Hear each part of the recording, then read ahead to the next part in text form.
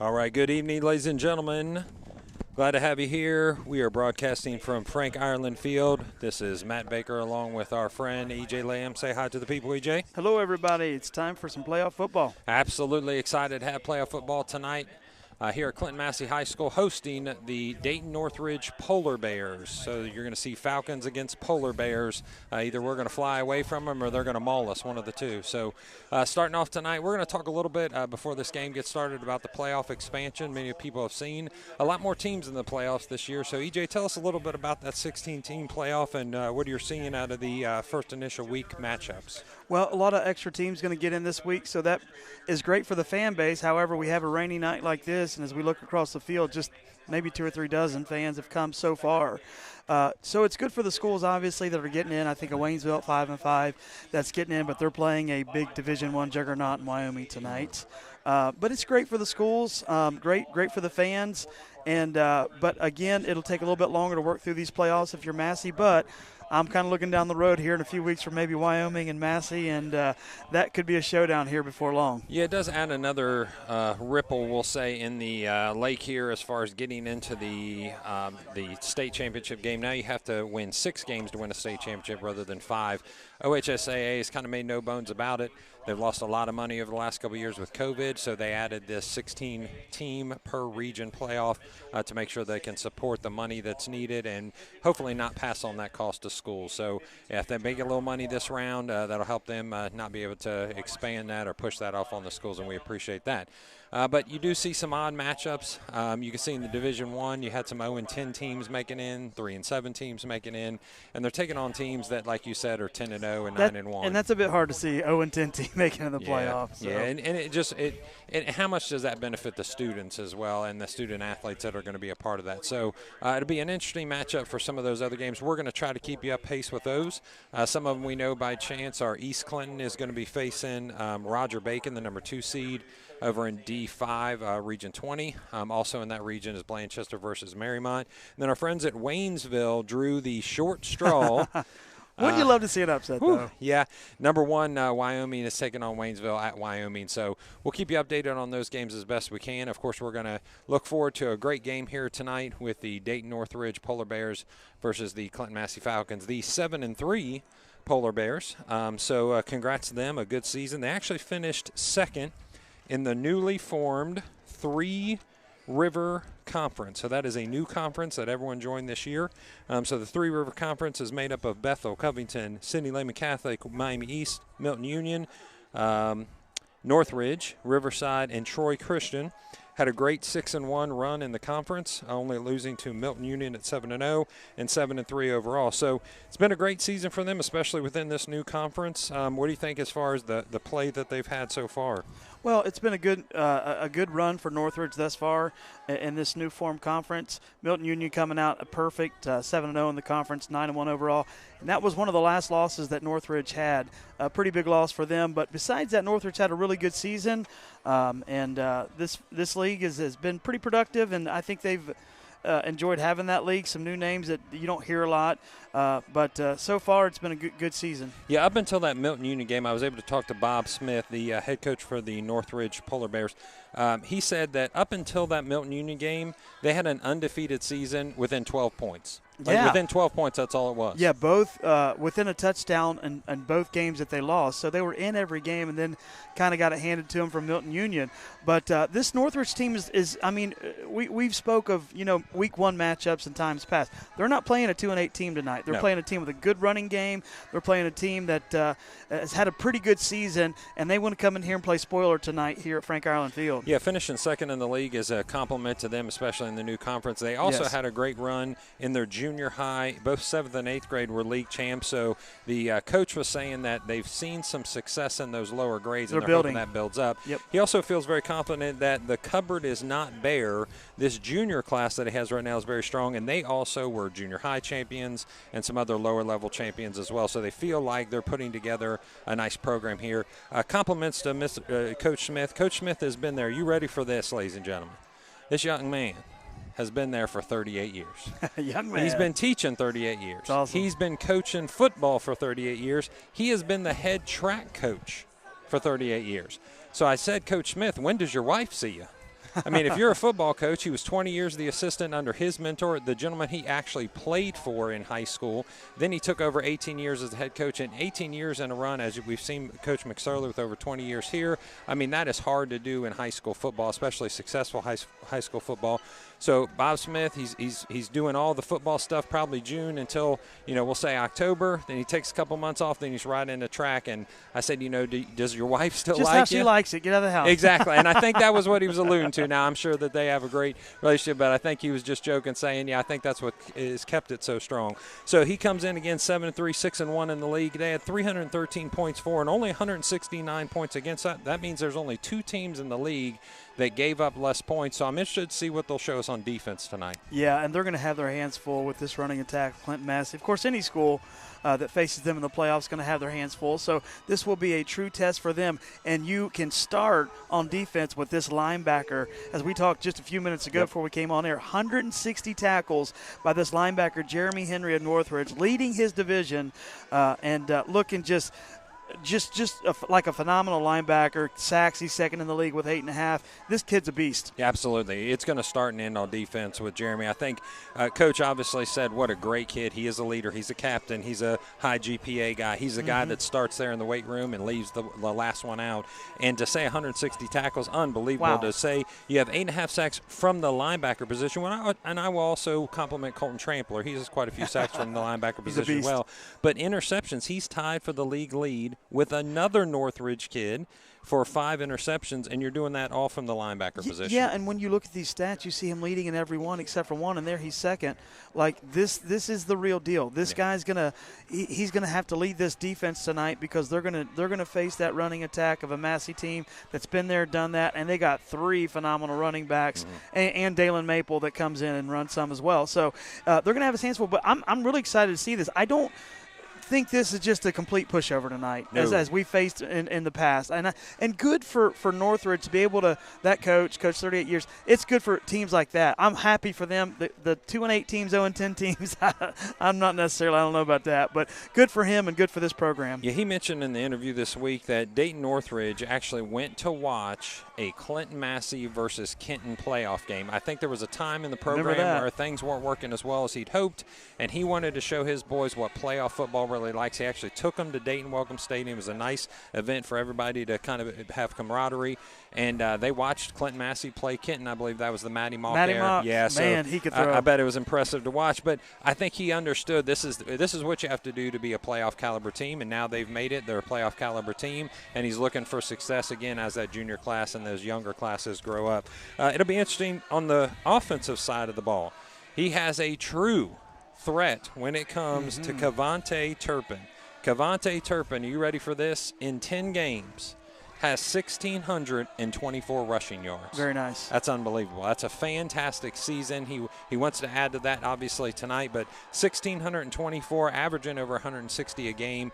I know last week he had 197 against Sidney Lehman Catholic, so there's a couple games where he's gotten closer, over 200 yards. A few games, yeah. Yeah, this kid is special. He's not the biggest kid in the world, but Coach said right away he's very strong, he's very compact, very muscular, he's very fast. Give him that seam, he's going to find.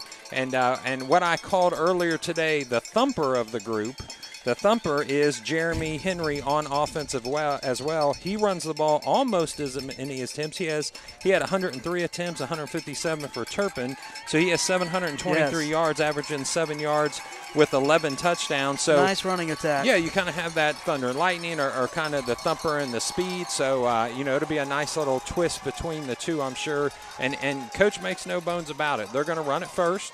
They're going to pass when they have to, even though their quarterback, Riley Holmes, is 4th in the league with 907 yards for passing. And then they have the number 5 receiving threat, Jaden Kelly, at 450 yards. So it's not like they never pass. Right. It's just that they don't pass all that often. And that's, one thing this year, we've seen like the heavy passing offenses in Western Brown, or we've seen the heavy running game as we see in Clinton-Massie. This is a pretty good mix. I mean, they're throwing 90, 100 yards a game, but the rushing attack's getting over 200 yards a game on the ground. So they can do it both, and that's going to be interesting to see and fun to watch tonight, a team that has a pretty good balanced attack that can run the ball and pass the ball if they need to. Yeah, in comparison, Cody Zantini has 30 attempts. He's completed 17 of them for 481 yards. That's a 56% completion rate. He does have 4 touchdowns against just 1 interception with a pass long of 64. So Clinton-Massie not known as that passing team, but when they need to pull it out, they can. Oh, yeah,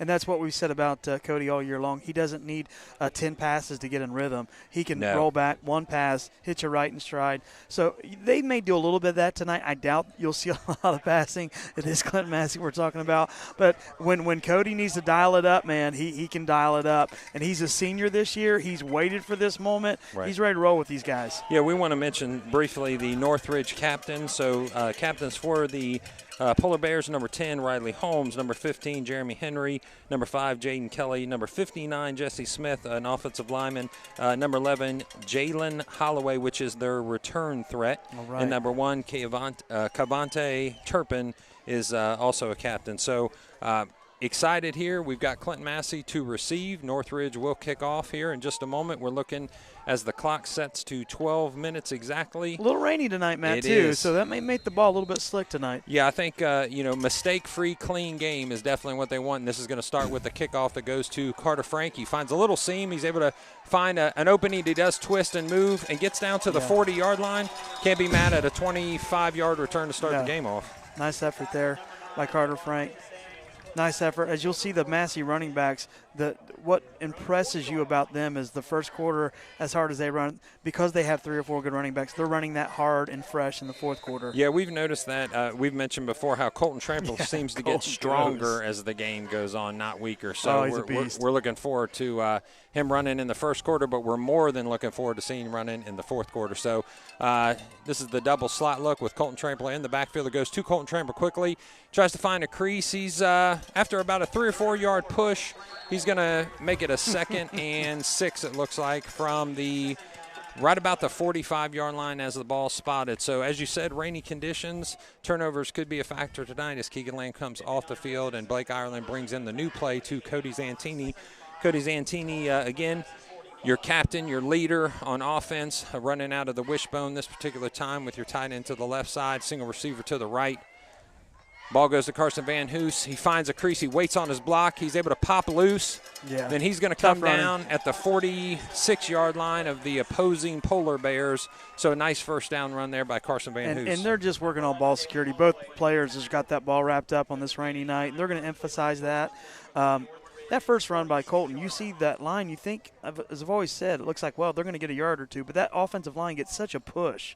He ends up with 5 yards, and now we're setting up first down on the other side of the field, flip the field here. Yeah, it looks like a 4-3 defensive set by Northridge. This time the option, Cody Zantini pulls it. He's wide open. He's breaking into the offensive backfield. It looks like 10, the 5, the 3, nice. And he's going to be brought down right before he goes into the end zone. So it's going to be first and it looks like 3 from the 3-yard line. First and goal from the 3-yard line. And he had that seam. When he turned that corner, and he had that seam and he hit it. Awesome block on the run. left-hand side. I believe that was Garrett Vance that kind of sprung him loose there for the big opening. Looks like an unbalanced set to the right. Wishbone backfield, single receiver to the right. Carson Van Hoos finds a little crease. He is going to go down right before he gets across the end zone line. They're going to put him at about the half-yard line. So it'll be 2nd and goal. You don't need from a right huge about crease. the 1. No, he can sneak through there. He has there's a term we use in football. He can get small. Yeah. He can get small. Whether he turns his shoulders, drops his shoulders, and kind of runs behind his pads, he's able to get small. So again, opening drive that's only taken 2 minutes at this point. We have 10 minutes left with a 0-0 score. The opening drive for Clinton-Massie Falcons. Ball gets snapped this time with a long count to Carter Frank. Looks like he's going to be in. Touchdown, Clinton-Massie. That one's for Grandma and Gramps there. Yeah, we're gonna get some text messages later. Of course, if you want to send your shout-outs, it's going to be 937-303-8069. We'll get to those later on in the game. So, I mean, what do you think? There's your first run. That looked like classic Clinton-Massie football right there. Run the ball and find the seam. Nice setup there by Zantini and a nice run there. Here we are, first quarter, looking at a 7-0 lead. You know, there's a term I'm going to coin here, and if I hear it repeated in the major broadcast, you can say you heard it here first. I think we have playoff tolerance. Now, here's what I mean by that. Northridge, you have to think, is over there going, wow, we're in the playoffs, and we're playing a perennial powerhouse. This is exciting. This is fun. I may be a little bit nervous right now. I've never had this experience before. I guarantee you every single one of those guys that started on the offensive side of the ball just said, time to go to work, boys. Yeah, that's it. Time to go to work. Yeah. Playoff tolerance. Yeah, it's like playoff tolerance. No, and it's just workmanlike. And you know, you don't want to take it for granted that you get here. Sometimes we do because we went right. so many years, but it's workmanlike, and that's good in a way because you don't have to deal with butterflies. You don't have to deal with the anxiety maybe that a lot of teams but then again you don't. But you get amped up. But when Massie gets amped up, a couple games away maybe, but they'll be giving it all though. I've used the term before, a lunch pail mentality. That's right. Let's go to work with the lunch pail. And they are. Ian McGinnis. That's a credit to the coaching staff. It is. They get them prepared. And I did talk to Coach McSorley. I'm going to share some of those thoughts here in just a minute when we get a chance. But he said, hey, it's been a great week of practice. Good. A couple distractions they worked through like always, but they felt good about where they were at. And a nice kick. It's going to land at about the 10-yard lines, a return by the Polar Bears. He's up the left-hand side. He finds a crease, and he's over across the 27-yard line, so they're going to be going left to right on your TV screen for the Polar Bear, the Northridge Polar Bears. We'll get you some numbers here in just a second. I know number 1 is Cavante Turpin. Number 10, I believe, is Riley Holmes. That's their quarterback. Turpin going to line up here in the slot, looks like. Yeah, so it looks like they're going to be a spread set, but they do spread so they can run the ball. It's going to be an empty backfield. It's 3 receivers to the quarterback's right and 2 receivers to the left. It's going to be Holmes in the backfield. All the motion goes to Turpin. Oh, and they're going to run. They're going to go off sides. Offensive lineman for the Polar Bears jumped off sides. Again, that little bit of excitement, a little bit of, looking forward to this playoff football might have gotten into his head just a little bit. Yeah, and maybe playoff intolerance, you might call. Yeah, the playoff tolerance. The playoff tolerance. So, yeah, intolerance. That's right. They'll get it. Intolerance, They'll get it. They'll buckle down here. Trips right still. 2 receivers to the left. Oh, we got another one. Yeah, number 53, and he knew it. He's mad at himself. Yeah, it looks like another false start penalty, which is going to put them behind the chains by another 5 yards, and they're going to make a change right away on the offensive line. So that gentleman's coming out, and another gentleman. Was he the gentleman that did it the first one? Unfortunately, I think he got both. Okay. Yeah, no, I think he got both of them. Yeah, okay, so yeah, that's all right. That's he's all right. fired up. Yeah, you can he's tell fired up. He's upset with he's himself. Excited. So bringing into the game is Bradley Norrod. Norrod is his replacement. So this time they're going to start 2-by-2. Turpin right away breaks through. It's to the 35 to the 40. He's off to the foot race. He is brought down nice run. Looks like that was big play Gabe. Yeah, he got brings him down at the 44-yard touchdown saving tackle. line. But Absolutely. you saw a nice hole, nice blocking, and Turpin made the most of it. There you see him, folks. That young man is quick. He's quick. He's quick. First step, quickness. When you spread that offense out like that, you can't stack that line, defensive line. So maybe that's going to be the game plan. Spread them out and just utilize Turpin. Nice run.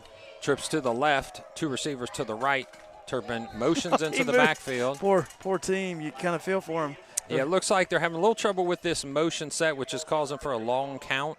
So probably, as you would guess, when you get into the playoffs, you want to put another wrinkle, something the teams haven't seen.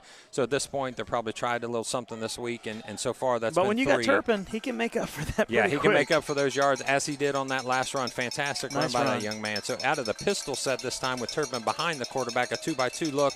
This time it's a counter trade to the right. He finds an opening, but then brought down quickly after about a 2-yard gain. That looks like number 41 would be Nathan Wildermuth. Nice on that tackle. Yeah. He reminds me a lot of, on our side of the ball, is Carter Van Hoos, just for the fact that he's kind of a small package, but he's strong, he's gritty. You're not going to get him with one tackler. Generally, it's going to be a team tackle. So he's got a lot of those same characteristics. Yeah, Coach said that he is very compact and very strong. So they're going to be trips to the left, 2 receivers to the right. They're out of an empty backfield again. Riley Holmes gets the pass, and it's going to go to, I believe that's Jeremy Henry, if I were to guess. I'll get his number in just a second, but just a simple catch and throw. Yep, that's Henry, who's got multiple receptions on the year. We'll get you a number here in just a second, but doing a great job on both the offense and defensive side of the field. Henry actually has 11. Nope. He has 6 receptions for 59 yards. So he's used to catching the ball out of the offensive set here. So, again, Turpin behind. Yeah, set you up for a third and not so long when you make that completion. 3rd and 7. The pitch this time. Got to get around that Turpin's end. got to go outside, but he's going to be swallowed up by number 54. That should be Charlie Hale. Has some good speed, too, by Charlie. Nice play on that. I think they saw that one coming a little bit. Yeah. So nice little pat on the back from Charlie Hale to number 11, which is, I believe, Holloway or Kelly. We'll get that. That's Holloway. Turpin was wanting to turn that corner, Yeah. and Charlie tracked him down, and then, the rest of the team came to the rescue as well, so couldn't get that corner like he wanted. Back to receive this punt is Carter Uten. To punt for Dayton Northridge will be Jeremy Henry. Ooh. Ball bounces, but he's able to get it off. It's going to take a nice roll. Yeah, nice roll and to the left there. So we're saying Jeremy Henry pretty much does everything. Yeah, he does. Coach mentioned that specifically, that he is that Swiss Army knife, that Mr. Versatility, I'm sure they call him over there, from the Polar Bear side. So just a note again, Clinton-Massie finishing first in the SBAAC American Division with a 5-0 record, challenged by Western Brown this year at 4-1. So that was an excellent game for those that got to see it here on Campus Nation, campusnation.com. Our friends Rick Phillips and his sponsors, which we'll get to later on this evening, provided a great broadcast for that game, and what a great game it was that gave the championship to Clinton-Massie. So Clinton-Massie will have 1st and 10 this time, and they're going to go from about the 13-yard line. The pitch goes to Carter Frank. He finds a nice opening on the left-hand side. He'll go out of bounds about the 30-yard line. A fantastic block by 59. That's Adam Frisch getting outside. Yeah, getting outside of those numbers. I mean, if you've got an offensive guard outside of the numbers, that guy is motoring. He's speeding, and then we give a lot of credit to these backs, but it's because of this offensive line that is just plowing for them week in and week out. I coached a game of football for many years. I talked to another coach friend of mine that had been watching Frisch in particular. Okay. And has noticed that in these last probably about 5 or 6 games, kind of really coming into his own, getting that second-level blocking going. I ended up mentioning that to him in the hallway when I got to see him. Carson Van Hoos on the right-hand side. He's going to look to be running for a first down. He breaks it back towards inside, and he gets right at the sticks, tackled on the 40-yard line. So that's going to be a first down as we move the chains on the 40-yard line, moving from right to left on your TV screen. And you see Van Hoos does get the corner, makes a couple moves, and now Massey's going to have to march about almost 90 yards because of the field possession. But if you're looking at, this game tonight, and you look at these teams, that was a nice opening drive there by Northridge. You want to get some momentum. Well, they flipped the field. Yeah, and so flip the field, putting them down. So not everything's lost there. Double slot motion to Colton Trampler. He finds an opening. It's going to be a nice hard 5-yard run to get us set up for a 2nd and 5. So that last run by Carson Van Hoos is by your second leading rusher for the league with 1,148 yards. Carson Van Hoos only second to the Bethel Tate running back Mikey Malloy that we got to see last year in the playoffs, and that young man is a strong gentleman. So congrats to Bethel Tate on that national side. Receiving yards. Looked like Jaden Bradshaw from Fayetteville Perry was your number 1 receiver, and Drew Novak with 3,965 yards was your number 1 quarterback for Western Brown in the SBAAC. Move. First down run. It's going to be Carter Frank's going to be brought down at the 45-yard line. So first down, chunk plays that are coming, quite a bit here as we get rolling into this second offensive series. Keeping the chains moving, keeping the guys fresh. It's on a good rotation.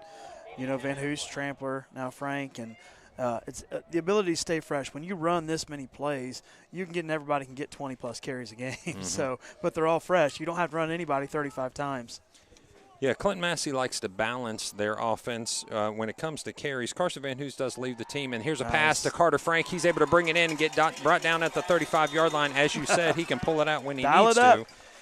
Carson Van Hoos does lead the team with attempts at 114, but then you see 74 for Colton Trampler, 72 for Carter Frank. So that 3-headed monster in the backfield, you've got the 114, 74, 72. It's definitely spreading the wealth there with touchdowns of 17 by Carson Van Hoos, 7 by Colton Trampler, and 11 by Carter Frank. Yeah, what a team. What an offensive line.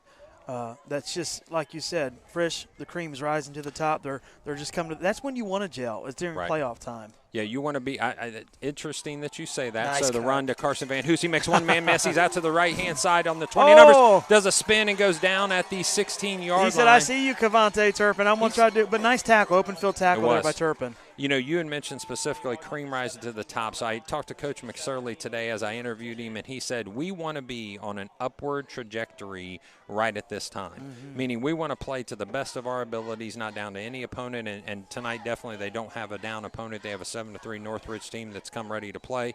But we want to be the best we can possibly be and continue to move up as we're moving, hopefully, through this playoff run. So looks like it's going to be tight end left, tight end right, double tight, so that means it's a wishbone backfield. This time it's going to Carter Frank. He jumps over one. He's able to make one person miss and then push another one off, and he's going to drop down at about the 6-yard line.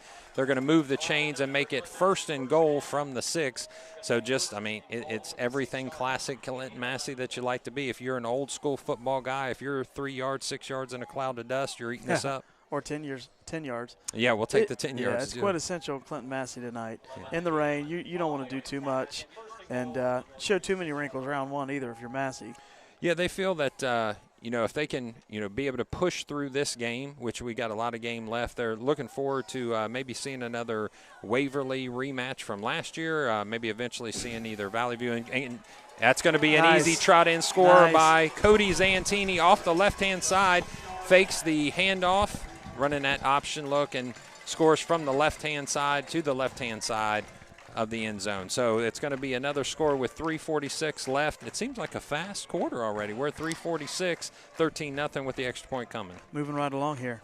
Yeah, I think when you have a heavy running team, a couple runs by the other team as well, that clock keeps moving, and you're already looking deep into the first quarter with 2 scores. You made a good point. This is a fast offensive line. Not only kind of big, they're not the biggest we've seen, but they're quick. You know what? That exact point was made by Bob Smith. Coach Bob Smith said that very thing. He said, you know, I've seen bigger lines in the past from Clinton-Massie. I've seen, you know, the Salisburys and the Mike Stingers and the guys that, you know, have a lot of size and a lot of meat, a lot of girth to them. He said this may not be the biggest line, but they're really athletic. He mentioned getting out on blocks and getting to that second level and still being 225, 230, 250 pounds. Oh, no. They're definitely not some of the players that I played with. We had an offensive guard in my time at Finneytown that was 145 pounds, and that truly was his size there. So I think they recognize that, you know, it's an athletic group. I would liken it to the Patriots offensive line. The Patriots never had the biggest offensive line. They usually had one of the most athletic offensive lines. These guys are athletic. Yeah. Again, if you want to join us with a shout-out, it's 937-303-8069. We'd like to know where you're listening from. Hopefully we have a big audience tonight because of the rainy conditions. We see that the crowd is kind of sparse, actually on both sides. Northridge has filled in a few people here in the last couple minutes or so.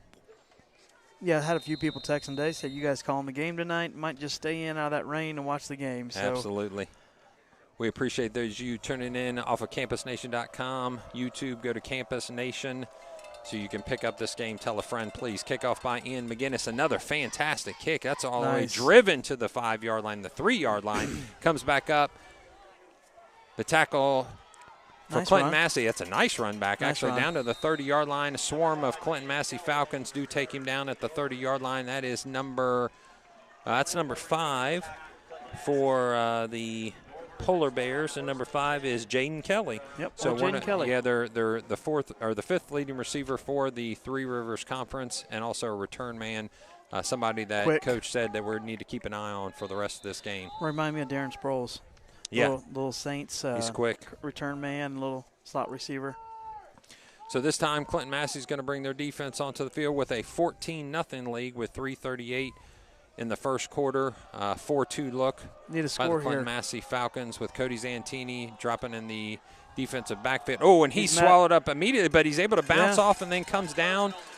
Kind of pinballs up for a couple more yards. Yeah, it's only going to be another yard or 2 added to that, but it did look like he was stifled in the backfield, but he was able to make that at least a 2-yard run. Clinton-Massie, I think, if I'm Clinton-Massie's defensive coach, which is Scott Rolfe, been here a long time, was a head coach for a while at Northwestern, but you know, I think he probably brought that team off to the side and said, hey, we're going to wake up a little bit, boys. We're going to make sure we're taking care of business here. They have a great running back, but we're a good defense too. That's so right. 3-by-2 look this time. The ball snapped and thrown immediately. Brought down. Oh, no, he's able to elude the tackle, and they bring him down now at around the 47-yard line. So a missed tackle there by Clinton-Massie. The opportunity to bring him down right at the sticks gets an extension of another about 7 or 8 yards. So what I'm seeing out of Northridge is they have some quick weapons. Absolutely. Some guys can get in and out of cuts in the passing game. Definitely a fast, quick, strong running back. So they've got weapons, and it's getting them out in open space and letting them, utilizing them. That was a catch and run by Teron Hill. I got a funny story about that. So nice run by Nothing Turpin. going. Who wrapped him up there? Looks like down on Number the 42. bottom of the There he is. Yeah, it's Braden Rolfe. And also Colton Trampler brings him down on that. So the Hill brothers, which there are 4 on the team. Oh, wow. Hill brothers, 4 on the team, 7 total. There's more coming. There's all more coming. boys. Can you imagine having 7 boys? But I got Teron 4 kids, Hill, and I know my grocery bill. Tion Hill, a couple other Hill brothers that are on the team. Coach told me that. I thought that's and probably a neat experience for that family. Good for Northridge to have players brother. like that. Yeah. To be able to play with your brothers is special. Oh, drops that one. I know that my son is good friends with one of the Tramplers. Garrett Trampler graduated a couple years ago. He had the opportunity to play with his brother in the state championship game his sophomore year. Had to be a special moment for him to be able to go onto the field in Canton awesome. and look at the crowd and kind of hold your brother, over his shoulder there and say, hey, this is going to be one we remember for a long, long time. It's going to be nice. Yeah, no doubt. Fun experience. The closest I got was playing in a men's recreational basketball league with 2 of my older brothers. And I'm sure you keep that memory close to the So one chest, of my brothers was ejected, so there's just 2 of us after that. Looks like another false start. It's going to be another 5-yard penalty for Dayton Northridge. That's going to hurt because it's 3rd down and now 15 rather than 3rd down and 10. So definitely something they're going to need to clean up because you don't want to give Clinton-Massie any extra yardage. We've talked about it from the beginning of the season. And you don't want to shoot yourself in the foot like that. We've talked about from the beginning of the season, there's hidden yardage in every football game, whether it's a National Football League game, whether it's a college game or a high school game, there's hidden yardage. Those are things that are part of that hidden yardage that you don't get to necessarily keep on a stat sheet. 3-by-2 look this time. Holmes gets the pass. He drops back 5 steps, lets it fly. That's going to be out of bounds. Yeah, it's going to be hard on a rainy night like tonight to keep that ball from going out of bounds or maybe over the head of the intended receiver, which was Henry at that point. And that's what you just alluded to. You shoot yourself in the foot, you get a 3rd and long, you got to pass. And you got to chuck it. You got to pass in the rain, and it's not fun to pass in the rain when it slips out of your hand like that. No. Yeah, I talked to the coaches, and some compliments were given to some players right up front on that defensive line. Gavin Avey and Leighton Bell definitely been stepping up the last couple games, especially when you see some teams that have really good running backs. Those are the 2 guys you want in the middle of the field to kind of hold up and plug up those A and B gaps. So timeout is going to go to Clinton-Massie, and that gives us our first opportunity to talk about some sponsors. How about Crystal Duncan, Realtor, Keller Williams Pinnacle Group. Crystal Duncan, your Clinton-Massie hometown realtor. Crystal is from Keller Williams Pinnacle Group, and she invites you to give her a call for all your real estate needs, whether buying or selling land, new construction, residential or commercial. Her 24 years of experience in the business will help you achieve all your dreams. Crystal is a Massey grad and an ex-school board member, so the community means a lot to her. Give Crystal a call today at 937-725-5097. That's Crystal Duncan, your hometown realtor. Also, returning, excited. You ask about it. You ask about this. And they delivered. Sam's Meats. Sam's Meats. Football's fans, stop by Sam's Meats in Wilmington, Ohio, and support a locally owned and operating business. Sam's Meats has fresh chicken, pork, deli, cheese, beef, and lunch meats. Their meat deals are a great way to buy meat in bulk, helping you save time and money. Dine in and enjoy hometown hot bar meals and grill items. Sam's Meat also caters party trays. Got a little bit of that punt, and it's going to roll a little bit slower due to the deflection. Open Monday through Friday, 8 a.m. to 8 a.m. to 6:30 p.m. and 8 a.m. to 4 p.m. on Saturday. And as it says here in the copy, don't forget the bacon. Don't forget the bacon, baby. Ladies and gentlemen, if you have never had Sam's Meats bacon, go get some. Guess what I'm going to have tomorrow morning? The baker bacon. A little bit of Sam's Meats bacon, absolutely. Ain't nothing wrong with that on a Saturday morning. Good time on a Saturday morning. Little bacon, eggs, and there's no better than Sam's Meats bacon. I remember growing up, and there was nothing better waking up on a Saturday morning. My mom cooking biscuits and gravy, and you could smell the bacon in the house. I don't know if there's any other country folks out here, but I'd say there's one or two. It was some wonderful Saturday mornings waking up to that. And listeners, don't let for a second EJ not tell you how great his sausage gravy is as well. It is well known in the church world. So congrats to him on that. He must have listened to Mom when he was young. Going down quickly is Carson Van Hoos from the toss. A little trip there, yeah. Yeah, a little ahead of him, and wet conditions brings him down for a loss of about 4 yards there on that pitch play. So what you want to do if you're Northridge is with that, try to make a stop, get the ball back. You don't want this thing getting out of control too early on. You don't want Massie putting their foot on the gas. Yeah, 14-0 is your score with 119 left in the first quarter. So Clinton-Massie steps back just a couple yards on that one. It's going to be second down and around 14. The ball will be spotted at the 24-yard line. Cody Zantini under center with a double slot look. The motion goes to Carson Van Hoos. The ball goes to Colton Trampler, who does hold on to it as he goes through traffic. Takes a few of you, fellas. Gets a hard 7 yards there, and he brings the ball to about the 32-yard line. He's pushing off the earth so hard that you have to wrap.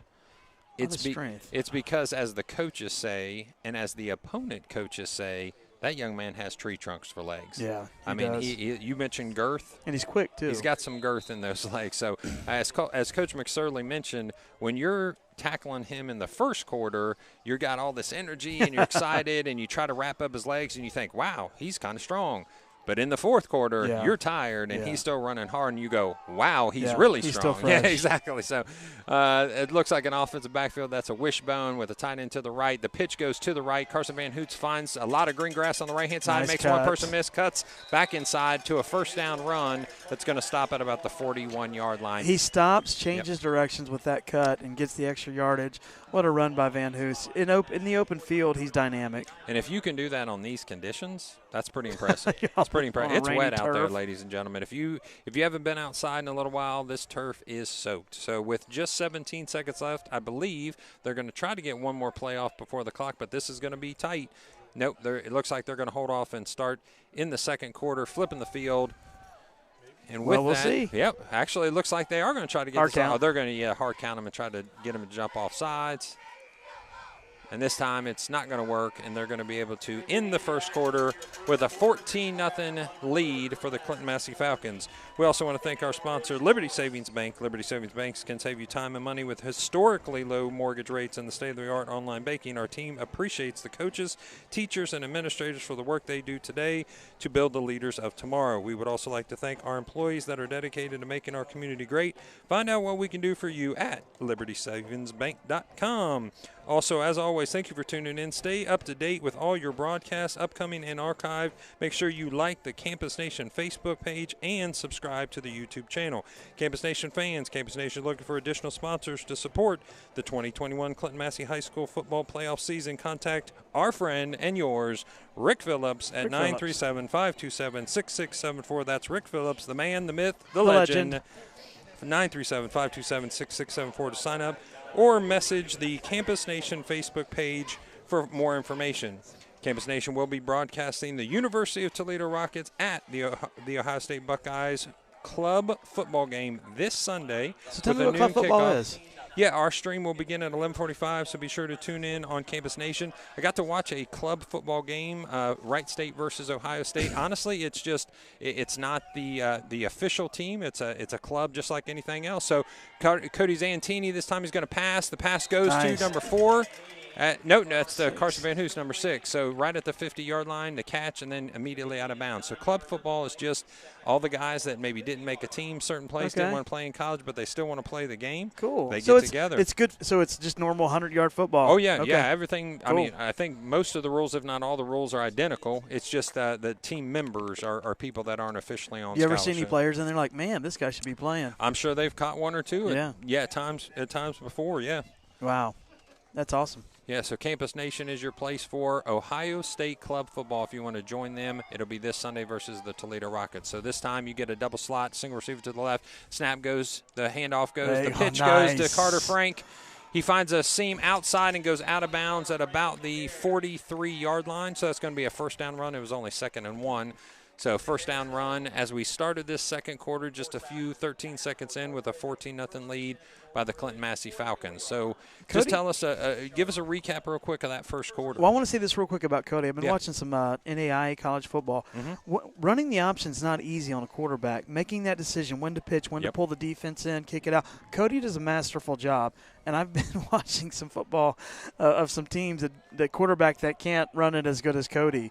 He's running a great option there. there and knows when to pull the defense in to kick it out for the gain there. Great quarterback. And that pitch goes to Carson Van Hoos. He's outside, but he's going to be stopped. Almost hurdles Turpin, and actually they're going to flag him for that because technically you can't hurdle in high school football. I believe that's what they're going to call him for. So we'll get that call. Although Do you think he knew that? Yeah, I think it's a pretty well established rule, but maybe not. Again, I might be wrong. I would like to appeal to the officials in Ohio and ask them to take that rule off the books, please. Yeah, can we see what's the Dean Sanatorio guy that comes on in the NFL? Can we get him in on this? But as we were waiting here for just a second, the refs have brought themselves together. We're going to get a little shout-outs going here. So, we got a lot of shout-outs. So, way to go, Carter Frank to the bank from Pops and That's ZZ. right. Paps and ZZ. How about Will Harner from Key West, Florida, the class of 1990. Let's see, we've got Go Massey watching from Oregonia, Zach Kelly, Riley, Max, and Bridget. Carter Frank's Nana is super proud of all those Falcons. Way to go. And then Go Falcons from retired fire captain Mick Friend from Warren County Career Center. Thanks for checking in, Mick. All right. Offsetting penalties. So it's offsetting penalties. So they're gonna call offsetting penalties. It's still gonna be first down. And let's see where they spot the ball here in just a second. So how about Darren and Shannon from Washington Township? Just want to thank you both for a great job and excellent coverage. Hoping there are 5 more games. Absolutely, we do too, for you to cover. Good luck, Clinton-Massie Falcons. So they are going to respot the ball. This time it's going to go to the 44-yard line, so it'll be 1st and 10 again as Clinton-Massie sets up in a double slot single receiver. That's Blake Irelan to the right. Cody Zantini goes under center. The snap, the option look. Nice. Cody Zantini to the right with a clear space. He's open, and he's going to almost get down to the end. He stretches and makes it. Touchdown, Clinton-Massie. Nice run by Cody Zantini. The magician pulls it in.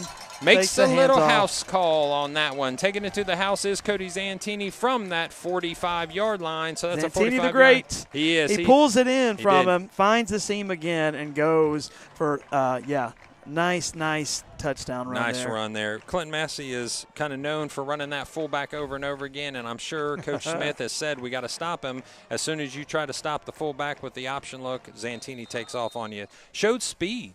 He pulled away from 2 defenders there. One of them, Kevontae Turpin, who's got wheels. Yeah, both of those defenders are fast. They kind of got stuck, maybe just a little bit stationary, and he was able to blow right by him. Zantini holds. The kick is up by Ian McGinnis, and that's going to be good, bringing it to a 21-0 lead for the Clinton-Massie Falcons. A few more shout-outs. Tom and Kathy Rolfe, grandparents of Braden Rolfe, and parents of Coach Rolfe, say thank you for your great announcers. Oh, they're going to make us blush. Man, they're giving us some love. Yeah, we love y'all, too. And go Falcons. So shout-out to cheerleader Allie Brown from Memes and Bookie in Fairborn. And I have to say it like that. It says Bookie. So how about go Falcons, beat those Bears. Grandparents of number 55, Owen Trick. First team all-conference Owen Trick, they said. Shout out from the Fredericks. Go Falcons. Go Falcons from senior CM cheerleader Isabella Gross. G's Ma calling from Springfield, Ohio. So lots of love for our cheerleaders. Yeah. We got coaches getting love. We got announcers getting love. I'm telling you, there's a lot of love. It may be a gloomy night, but there's a lot of love in this evening. This evening. Oh, how about for our camera guy? How about love for Corey Price? The old lip sticking out, Corey. That Waynesville graduate, but we brought him over here to the Falcon brought him to Blue. the fold. That's right. We brought him to the Falcon Blue. Does a great job for us as our bus mechanic. Always passing all those inspections on the first time. The ball bounces, gets into the Northridge hands, and he has to back up immediately because there's 3 Falcons who take him back a few more yards, and this time he's out of bounds. He's going to go out of bounds right before the 15-yard line on the right-hand side. We're going to move right to left for the Polar Bear offense. So we appreciate those checking in. Continue to check in if you'd like, 937-303-8069. We get to hear from people all over the country, sometimes all over the world. That's awesome. Massey football worldwide. We're global. I'd say we're global. Absolutely. Yeah. Clinton-Massie's going to set up their defense. Looks like a 4-2 look, trying to stop that run, make sure that that's going to be a part of the offense that they take away first and make them pass at this point. Riley Holmes in the shotgun set with Turpin to his right, a 2x2 set. The ball goes to Turpin. He's met immediately before he barely covers the ball with his hands and pushed back a couple yards. So it's going to make it 2nd and 12 from the looks like the 14-yard line. So it's swallowed up immediately there. That's what you've got to do to that young man. He's so fast that you got to get him before he gets those legs pumping. Yeah, and it might be time for Northridge to kind of find one of them slot receivers, get him out in space, make a little move. One of them brothers. What are one of them brothers? The Hills. Tyreek Hill. Remember Tyreek Hill? Yeah, there's 4 of them on the team. Yep. And then 7 total. Wow. 7 boys. A little movement. There it is. Yep, that is going to be that quick slot pass. But look how fast Massie defense is. So a compliment from Coach Smith. He said specifically when I said, hey, Coach, what's some things that you can look at the opposing team, look at Massie and say they do well? He said, obviously, that they run their offense, they know what they are, and they stick to it. But he said on defensively, they're fast and they fly to the ball. They fly to the ball. They do. That was an example of it right there. Yes, it was. Great defense. I'm looking for the play here. You got a 3rd down now, so you got to get some momentum. It'd be nice for these guys to be able to convert this with 10 minutes left here in the second quarter. 21-0 is your score. This time the pitch goes to Turpin, so they're trying to get him into some green grass. He bounces off of one person. He's brought down at the 20-yard line. So it's successful for maybe 2-yard run, actually, because they were actually 3rd and 5 at that point. And it does show you the speed of that Massie defense because, you know, Cavante is a fast runner, but that swarming Massie defense just gets to the ball so quick. Looks like Northridge is going to play the percentages here and get the ball into the punter's hand, which is Jeremy Henry. Play the percentages. That's good because now football on a lot of NFL teams is an analytics guy. Absolutely. And he's saying, here's the percentage on 4th and 2 at this spot, and this is the percentage. So they played the analytics said, let's punt the ball here. Yeah. Jeremy Henry gets the ball. He punts it. Decent punt. Yeah, nice punt. It's going to be caught by Carter Uden, taking it to the 50.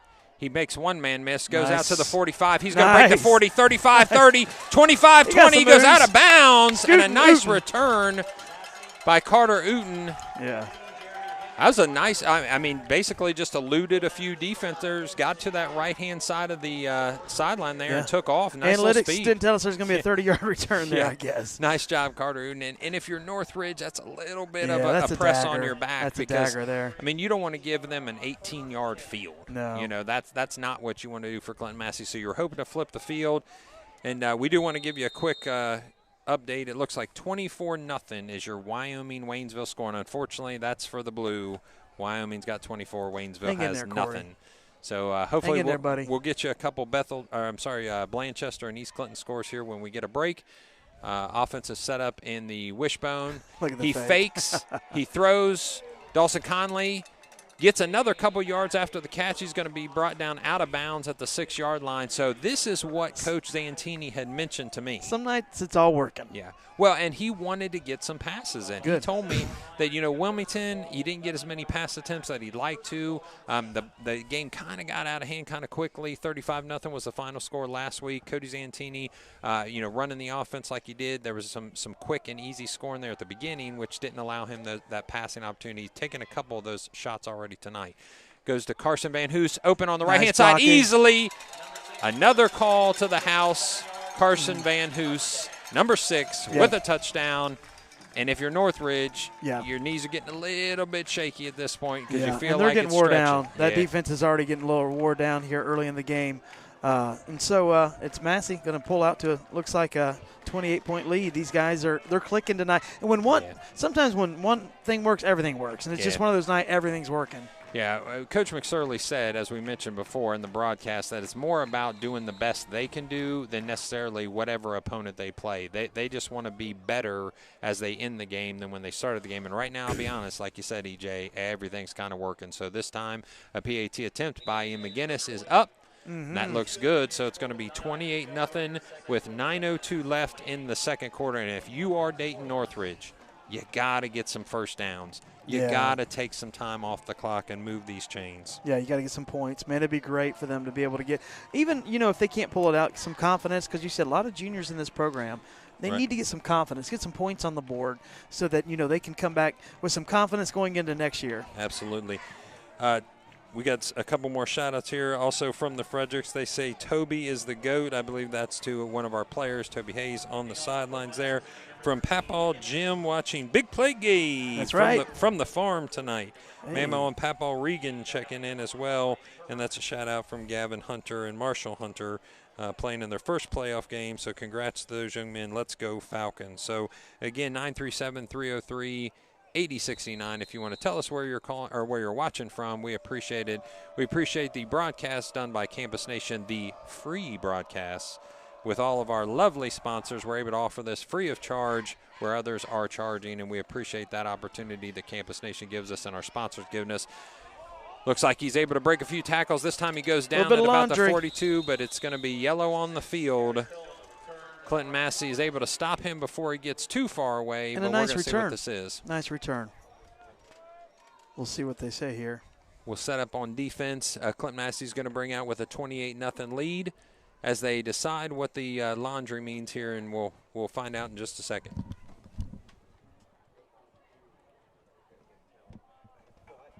Looks like a holding. And the holding is going to be, on Northridge. And that's going to set them back with that holding call. Yeah, holding is definitely not what they wanted. They need to get some first downs, and they need to get some returns, and that takes a good return off the table there. So we appreciate all those joining us here at Campus Nation. As Rick has just given us some information here, we're probably looking at about 900 viewers at this point. So let's see if you can tell a few friends. Get us up to that 1,000 viewer mark so we can make sure these sponsors know our appreciation for making this free broadcast possible. So 3 receivers to the left, 2 to the right. Riley Holmes gets the snap. And then almost intercepted the ball. It hit Big Play Gabe, then it hit the ground, then it hit Blake Irelan in the hands. So nice job. The defense there definitely swallowing up any pass attempt there. I don't know about you, EJ, and I don't want to point out anything, to harm the Northridge Polar Bears. Doesn't it look like they're jumping off sides on most of the play? No, it does. There's a little movement on the tackle sometimes. A little bit of movement right before that. Maybe they just got the call down that quickly. We'll see here. Yeah, they might just have it right on pace there. So this time it goes to Turpin. I thought that. He's brought down immediately, absolutely swallowed up this time by Clinton-Massie. And I think they're feeling they're smelling a little blood in the water. Yeah, they look like the Sharks. Yeah, they want to go after him. I think now the opportunity for Clinton-Massie is not to just keep them as a shutout, but let's hold him down to the yardage that he has been able to get against others. They don't want to be able to say they got it against them. So Clinton-Massie sets up their 4-2 defense. Keegan Lamb in the defensive backfield. Carter Uten also playing in the defensive backfield. Blake Ireland, Big Play Gabe's over there. Mormon on the other side. Left tackle, yes. This time it's swatted down by Colton Trampler, almost picked up or picked off by Leighton Bell, number 40. So nice job by Colton Trampler, and nice job by Leighton Bell with the almost interception or fumble recovery. Very nice. That defense is fast, and you're appreciating them tonight, next week. How many games, Matt, if we can keep moving along here, and I don't want to count our chickens before they hatch, but when would we face Wyoming? Not next week. Next week is going to be Waverly or Valley View, and then it'd be the week after that. 2 weeks. Yeah, just 2 weeks. The Division 1 or the number 1 seed, right? Number 1 seed, yep. Okay. So the number 1 seed, number 4 seed are on the same side of the bracket. Clinton-Massie being the number 4, Wyoming being the number 1.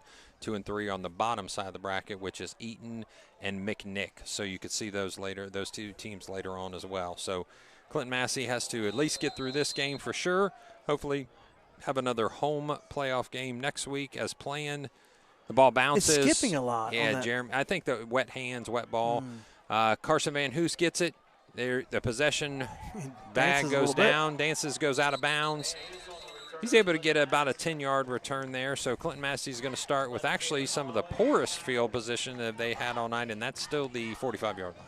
Yeah, and that's a great starting position for them and for the Falcons. And so far, Northridge has no answers for our running attack. Nah. And this, 28-0, and so they march one down here and methodically put it in. It's running clock starts at 35 points, if I'm correct. Yes, it does. So. Yeah, at 30. At 30. 30. So Rick, okay. Rick Phillips tells us that at 30. See, Rick's behind the microphone, but he knows it all, folks. Mr. Full Magic. of wisdom back there. Absolutely. Play this time as a handoff to That's a big Van boy. Hoos. Number 56 is on the tackle for Northridge. Let's get a number for thick and quick.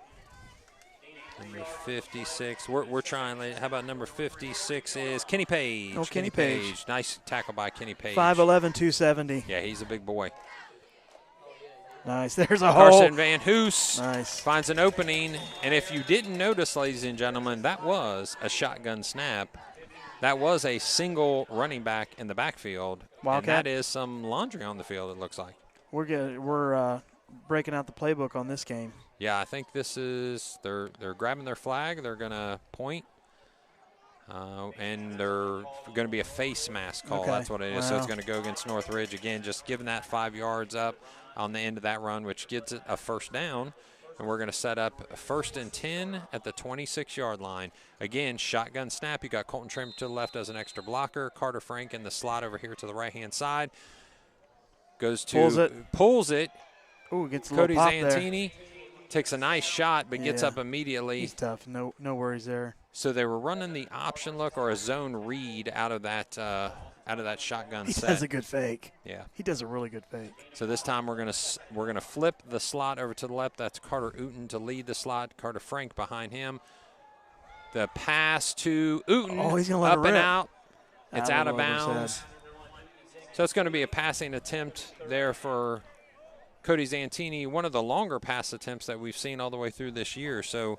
Anderson up on Xenia tonight. Yeah, a couple quick updates. Anderson up on Xenia 28-0. Pick was up 14-0 on Little Miami. Again, Wyoming this time 32-0 against Waynesville. And Western Brown 8-6 against a Columbus Beechcroft team. How's Beechcroft?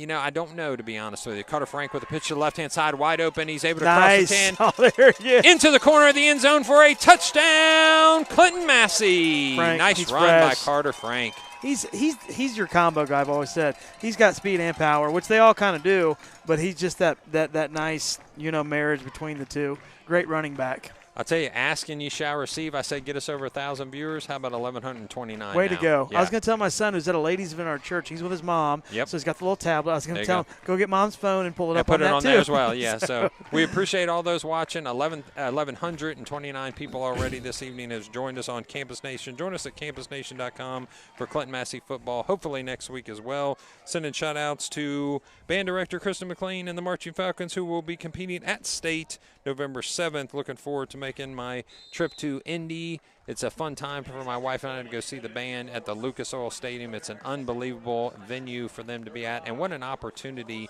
for Clinton-Massie students to see on a big stage just this event, this competition. It's really cool for us to get there. I was also able to go when I was a principal at East Clinton as well. So, small town USA, going to those big venues, it's kind of neat. Yeah. So shout out to and from the McIntoshes and Logan watching on our way to West Virginia University to visit Sadie and Morgan. Go Falcons. And then how about just Go Falcons from Dan and Belinda Bayshore, grandparents of Senior Braden Green and Brody Green. Hi from Hilton Head, South Carolina, watching my great-grandson play. Let's go, Brandon. So Clinton-Massie Hilton Head with 35-0 as your score. Still 6 minutes left in the second quarter. So those last couple scores have been kind of quick, not eating a lot of time off. Not only were a couple of them on short fields, but with big chunk plays. So still a lot of time left here in the second quarter. Clinton-Massie hopefully are going to shut down on defense and then get the ball back possibly for another score. So the return this time, number 6. That's Kelly, I believe. He's going out to the outside. He runs out of bounds. I'm sorry, that's number 5, ladies and gentlemen. Let me get that number right for you. That's not Jaden Kelly? I believe number 5 is Kelly for let's see. Number 5 is Jaden Kelly. Yes, sir. So for the Polar Bears, a great run back and no holding call. If we can get, for Northridge, if they can get some of these guys in space, these slot receivers, little play, they're quick, and they can get you some points. So Northridge wants to answer here with 6 minutes left in the second quarter. Looking for the call from the sidelines. Quick question, Matt, opinion. Do you think UC Bearcats at the end of this college season is in the playoffs? I'm going to go out on a limb and say yes. There. Nice play by Carter Uten, able to smack that ball. That was a good play. It is completed, but he's brought back for just a couple yard gain. So nice play by Carter Uten. I'm being tempted. You know, we're here broadcasting, putting in the work, while friends of mine are at our friend's house eating some of the best chocolate chip cookies that the Lord has ever blessed this earth, and that's Roseanne Ambergy's chocolate chip cookies. They're fantastic. I'm being sent pictures of them. Wonderful. So, yeah. You snuck a few up here, right? I wish that was the case. So hopefully I'll have a few of those waiting for me to get home. The pitch goes to Turpin, this time with a lead blocker. He tries to go out of bounds, and he does at the 40-yard line. Just can't get that edge with the speedy defense. Too much speed on defense here. So we appreciate all those watching on campusnation.com. If you'd like, join Campus Nation. They will be broadcasting the University of Toledo Rockets at the Ohio State University Buckeyes Club football game this Sunday with a noon kickoff time. Our stream will begin at 11:45. To be sure to turn in on campusnation.com. We appreciate all our sponsors allowing to keep this broadcast free of charge. Those sponsors include Crystal Duncan Realtor, Sam's Meats, Liberty Savings Bank, and, again, our production team here at Campus Nation. So the Polar Bears set up in a 2x2 set with one running back. That's Turpin in the backfield. Holmes calls for the motion. And, unfortunately, it looks like there's going to be another false start. False start on the Polar Bears. So anytime they put any motion in, they've pretty much had a false start call every time, I believe. Maybe trying to put a little wrinkle here and there, but, just not paying off for them. And now they go on third down, going to be backed up a little bit more, so definitely harder to convert this third down. Yeah, Coach and I were talking a little bit about, who are the kids that are looking at the next level. He did mention that Turpin is getting some looks for some D2 and D3 schools, so we wish him luck as he's making his next move. He also believes Jeremy Henry is going to be getting some looks here very soon as a junior. With his size, about 6'1", 190, it is going to be another false start penalty. And again, you're just giving yards back to the Clinton-Massie defense in this case, and that's not something you want to see. One thing I want to say about Massie is we were talking earlier before we came on air how that, last 2 or 3 years, a little bit of disappointment, checking out too early, 2 years ago in the second round, 3 years ago in the first round. They're, like you said, they're playing tonight like this is week 4 of the playoffs, week 5. They're intense, doesn't matter the opponent, and they look crisp, they look sharp. Seems like they want to make a statement right off here in this first round game. With a 35-0 score, it seems like we're being heard loud and clear at this point. So Riley Holmes airs this one out. It's going to be over the head of that receiver, I believe. That's Holloway out there, number 11. So a little over his head. That is an attempt on third down, so it's going to be fourth down, and the punting unit comes out. We had mentioned college opportunities. I talked to Coach McSorley. He had said Cody Zantini has a conversation going on with Ohio Dominican as well as Thomas More College, and I hear there's some really, really smart people that go to Thomas More College. Thomas More. Yeah, guess where I went to college? Thomas More, actually. Yeah, that is where for my undergraduate. But definitely, talking about the cream of the crop. I'm telling you, Thomas More is a great school and one that Cody Zantini would fit right well in. What Coach McSorley said. Also knows Carter Frank is looking at some schools. Visited Taylor a couple weeks ago. Yep, has some schools there that are good fits for him. So we'll see if he moves on at the college level for football as well. Ball bounces. Takes a decent bounce for Northridge. It's going to rest at about the 38-yard line.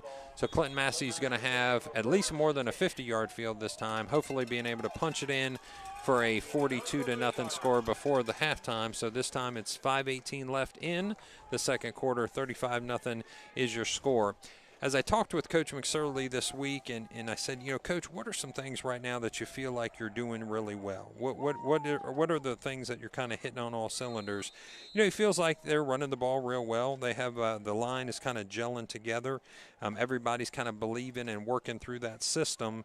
But at this point in the playoffs, he mentioned a term out of the shotgun snap. The ball goes this time, I believe, to Colton Trampler. Let's see if I can catch a number on that. Is that Trampler's in the backfield. So out of the shotgun snap, Trampler gets the ball for actually a 2-yard, almost 3-yard loss. That's unusual. Yeah, he had mentioned, and Coach Zantini and I have had this conversation. When you're going through the league and you're going through some of these out-of-conference games, sometimes you keep a couple things in the holster. You kind of keep things where you don't show all your cards, or you don't maybe play certain kids in certain positions because you're either trying to save them for the year or you don't want to get them hurt. And right now, Coach McSorley and Coach Santini said, all bets are off. Everything's on the table. No matter where we need somebody to play, it doesn't matter. We're going to give them the opportunity to play. Carter Frank, ball slips out of his hands. That's going to be an incomplete pass. They had a trips on that side as Colton Trampler was motioning to that side. So they're seeing a couple things, and Coach Santini had shared with me that this would be an opportunity maybe, and he hoped that they'd be able to try a few things. But everybody's on the table. They feel they're in tremendous condition. Yeah. They feel like they've got some guys that haven't played on the defensive side of the ball that can play if they absolutely need them, and it'll be dependent upon their teams. Yes, I would agree that we want to make sure that we send a shout-out for all the great things that are done here at Clinton-Massie. We have great staff, great employees, and one in particular is Matt Doyle taking care of the football field, David Price taking care of the football field as well this week, getting us ready to play. We want to send a shout-out to them and show them our appreciation. Yep, beautiful field out here to play on. Yeah, and just to besides the rain, it's a good night for football, but these conditions, the football field, stadium always looks great. Yeah, I think it's starting to the rain has stopped at this point. Now you're just dealing with kind of soggy, wet conditions. So I asked Coach McSorley, what do you think has prepared you for a good playoff run? The hope is obviously that you're going to go more than just one game. And he said he feels his non-conference schedule, wishbone backfield, single receiver to the left. The pitch goes out to Carson Van Hoos. He finds an opening with Isaiah McCoy as his blocker in front. Colton Trampler also in front as well. That was fourth down, and they'll turn the ball over on downs. Yeah, so first time. And that's a success for the Northridge Polar Bears, not allowing a score on an offensive set by Clinton-Massie. Yeah, nice little 46-yard field to work with. Maybe they can get some momentum going into the half here. Especially if they can get Turpin loose on a single seam. That's right. And Massey's healthy. That's huge. They're going in with all their stable running backs healthy. Nobody's chipped up too bad or anything. Everybody's healthy. You must have been in the room with us. He had mentioned that very thing. He said that, going into the playoffs healthy, especially compared to where they were last year, having all your cards in the deck ready to be played, he feels has definitely been a benefit, as well as the tough out-of-conference schedule and the challenge they got from Western Brown in the league as well. Ball goes sailing to the left from Holmes out to his receiver. I believe that is Teron Hill. Yeah, so Teron Hill. A bunch of hills. We got to make sure we have the right one. Yeah, make sure you climb them hills correctly. Yeah. As you look at Massey, I kind of feel like a 4. I don't know. I felt like they were a 2 or 3 seed. But, Yeah, just go. They missed that first game. You just get motivated. Right. So what do you do? 8-1 instead of 9-1. So the pass quickly out to the right-hand side into number 5's hands. He makes a couple people miss. He's on the right-hand side. He's going to break free, almost out of bounds, reaches all the way to the end zone, and touchdown. He made it. Nice Northridge play. Polar Bears. That's what we talked about. Get him out in space. Nice play. Absolutely. Not only did he make a couple people miss, he broke a couple tackles. That's number 5. That's Jaden Kelly. That's the number 5 receiver in the Three Rivers Conference. So there goes the shutout for the Clinton-Massie Falcons. 35-6 is your score with 3:34 left. Let's see if they can make it 35-7. So what an amazing run by Kelly. Yeah, and there you saw his quickness out in the open field. And that's what you're going to have to go to in the second half, and just get in the playmaker's hands. And you had called that. You said, get him on a little bubble screen. Get him out in space. Give him the opportunity. That's a kick, and that is up and good. Yeah, because you got playmakers between him and Devontae or Cavante. You have playmakers, 2 or 3 of them. You just got to get them an opportunity. So good for them to get a little momentum going into the half. And that was number 35 with the extra point, Pasquale Andrews, I believe. And Coach mentioned that it was kind of a unique conversation. So they don't have soccer at Northridge. They don't have soccer. So Coach saw him kicking, I believe, in PE class. The coach is a PE teacher. And said, hey, Pasquale, do you play soccer? And he said, yeah, I've played a lot of soccer before. And he was kicking in. He was very precise when he was kicking. He said, hey, why don't you come out and try kicking for the football team? And we know as coaches myself that sometimes you talk to kids in the hallway, you get them in class, you talk to them, and they say they're going to come out. This kid actually did. Good. He starts nailing field goal after field goal after field goal. Never been taught a single thing about football or kicking in football. And he said, son, natural. That's right. He said, son, you are now on the football team. Let's join us. So he has. It's a great little story to have there from Coach Smith. The natural. And that's the ones kicking off here as well? No, the kickoff actually is a different gentleman. So the kickoff is Javante Samuels. That's number 9. So he's more of the power kicker. Gotcha. Yep. He's the guy that's going to give them their kickoff. So coming this time from the 40, a little bit of a pooch kick. It goes into Carter Uten's hands. Oh, and a nice hit. But he gets up and he moves forward another about 5 yards, getting to the 36-yard line. So, you know, as crazy as this may sound to some of our listeners, some of our viewers, I guarantee you Coach Rolfe did not let the defense off easy, letting us score in the second quarter. No, and I think Massie will come out of here motivated. Well, I mean, they didn't convert on the 4th down, and now Northridge just, turned that momentum into a touchdown. So I think that a little something to prove here with 3 minutes left, 3.5. It'll be interesting to see. Coach Zantini obviously trying a few things on that last series. Wanted to see out of a spread look, wanted to see out of a slot look, wanted to see it in a shotgun. Now we're back to our traditional Colton Trampler up the middle, carrying about 3 guys with him for a nice hard run of a 4, almost 5 yards on first down. So like you said, can we score in 3 minutes? We certainly can. So I think they want to put one more on the board before this second half I think they will too. Yeah. Coming into the game, number 51, we have already called his name for the Polar Bears. I believe that's Norrid. Norrid is that young man, yeah. Bradley Norrid. So the pitch goes to Carson Van Hoos. He's taken down for a first down run, inbounds at the 50-yard line. That's going to be at the 49 almost, so they're going to go left to right on your TV screen. The Clinton-Massie Falcons running the clock at 2:52 in the second quarter. 35-7 is your score. Yeah, and you start thinking about if you can score here and maybe open the half up. Nice run. There's Trampler up the middle. Colton Trampler bringing a few people with him. I like him because he just as soon hit you as he would juke you, and he just puts his shoulder down and does his thing. But you begin to think about maybe resting some of those running backs second half. You got a 30, 40-point lead, and just keeping everybody healthy into the second round. I agree. Bolton Colton there with a nice run there to get a first down starting at the 25-yard line now. Clinton-Massie sets him at their wishbone look. Northridge calls a timeout here, which gives us another opportunity to talk to our sponsors. How about Crystal Duncan, your Clinton-Massie hometown realtor? Crystal is from Keller Williams Pinnacle Group, and she invites you to give her a call for all your real estate needs, whether buying or selling land, new construction, residential or commercial. Her 24 years of experience in the business, they will help you achieve all your goals. Crystal is a Massey grad, ex-school board member, so the community means a lot to her. Give Crystal a call today at 937-725-5097. EJ, if you want your real estate needs met, a good time to sell a house, isn't it? Yeah, it is. 725-5069-97. Crystal Duncan, your hometown realtor. Can't forget our friends at Sam's Meats. Football fans stop by Sam's Meats in Wilmington, Ohio, and support a locally owned and operated business. Sam's Meats has fresh chicken, pork, beef, deli cheeses, lunch meats. Their meat deals are a great way to buy meat in bulk, helping you save time and money dining and enjoy hometown hot bar meals and grill items. Sam's Meats also offers catering, party trays, and homemade desserts. Open Monday through Friday, 8 a.m. to 6:30 p.m., 8 a.m. to 4 p.m. on Saturdays. And you're not going to forget the bacon. I mean, you can't forget the bacon. No. Absolutely. If you go in Sam's Meat and you come out with bacon, you're silly.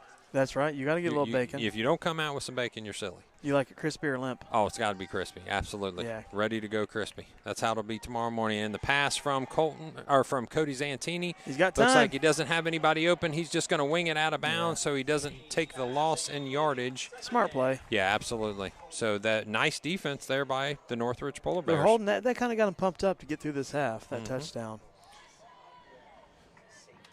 A few of them getting a little tired with their hands on the hips. Yeah, a little bit. It looks like already you're seeing a little bit of winded come from the Northridge Polar Bears because the defense have been on the field quite a bit already as we have 2 minutes left in the second quarter with the 35-7 score.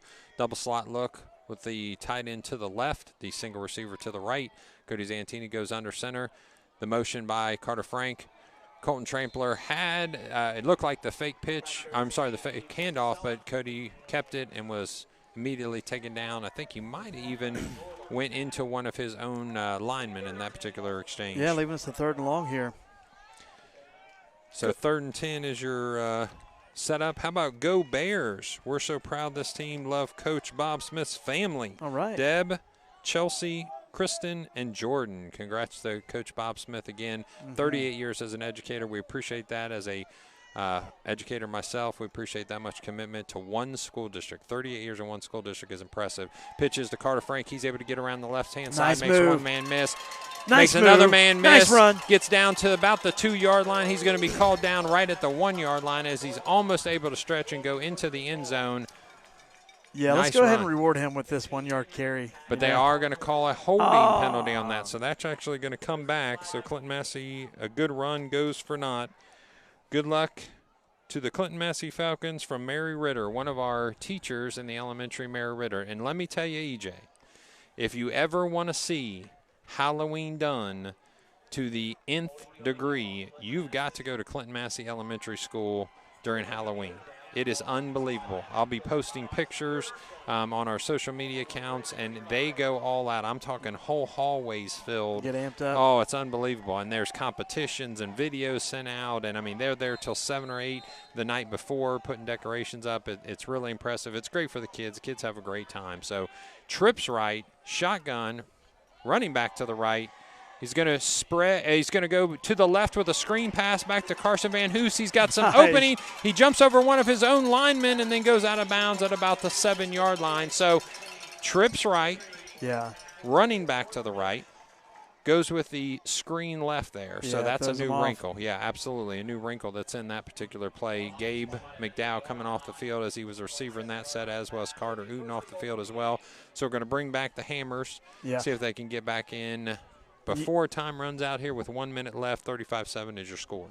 Yeah, and it's kind of like getting Carter Van Hoos out in space. I mean, he's a weapon. Absolutely. So Cody Zantini might be changing the play at the line of scrimmage.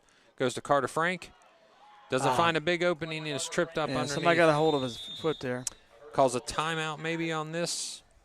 Yeah. Yep, looks like a timeout for Clinton-Massie. We'll be able to share a few more of our sponsors during this timeout. Liberty Savings Bank can save you time and money with historically low mortgage rates, state-of-the-art online banking. Our team appreciates the coaches, teachers, and administrators from the work they do today to build the leaders of tomorrow. We would like to also thank our employees.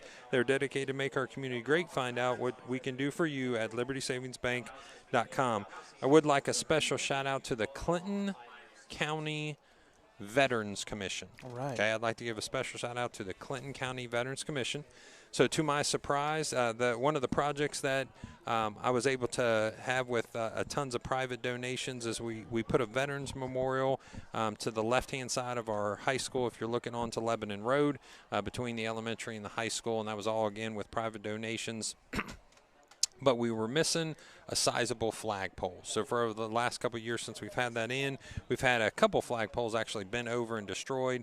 So wouldn't you know, the Clinton County Veterans Commission stepped up, and we appreciate them, and donated, again, no tax dollars, all private funding, and was able to get us a 25-foot flagpole. Cool. And our business operations manager, Stephen Ford, that was a nice little surprise for me. That's something that's special to my heart there. That's I awesome. Appreciate all of what our veterans do. If you like your freedom, think of veterans. So Amen. how about to the right-hand side, you see Dawson Conley. To the left-hand side, you see Carter Frank and Carter Uten. The fake goes to Carson Van Hoos. Dawson's trying to call for the ball. Cody Zantini stops. He's able to throw a dime, absolute dime to the chest of Dawson Conley. Hits him between the 8 and the 4, and he touches the corner of the end zone for another Clinton-Massie touchdown. Very nice. Got hit from the backside. And was able to deliver that ball on an absolute frozen rope. That is one of the best passes. On the run to his right with a defender hawking him. That was a fantastic play. And so those are the plays that the Ohio Dominican or Thomas Moores look at, because they look at that. Obviously you're not getting 20 passes a game here. Yeah. So you show them these passes. Hey, I may make 5 or 6 a game, but this is one of them. Yeah, that was an absolutely fantastic pass, ladies and gentlemen. You need to rewind that and see that one again. On the run to the right with a defender down his throat there, and he was able to throw between the 8 and the 4 to Dawson Conley. Dawson Conley, as soon as he got off the line, put the hand up and said, "Give it to me, Cody. I'm ready to go." Yeah, he was running. Cody was running. Makes that right on the run, puts it right on the numbers. And we got a 42-7 ball game with 34 seconds left here in the half. Yeah, and Cody, like you said, doesn't throw a lot, but Dawson Conley is one of his favorite targets. Especially down there in the red zone. Yeah, he loves 20 yards and in. He loves to get the ball to Dawson Conley. So as far as receiving, Dawson Conley already has a couple receptions, so he's probably got about 7 for, I'd say, close to about 175, 200 yards. He's averaging almost 30 yards a catch. He already has a touchdown. That'll be a touchdown as well. So definitely one of the favorite people for him to, and these guys have played together since third grade. I mean, when you have a team that's played together since third grade, shout out to our third grade team that is going to play in the Super Bowl tomorrow. Also our sixth grade team in the Super Bowl. So the cupboard is far from bare at Clinton-Massie. And we have an eighth grade and a seventh grade team that had very successful seasons.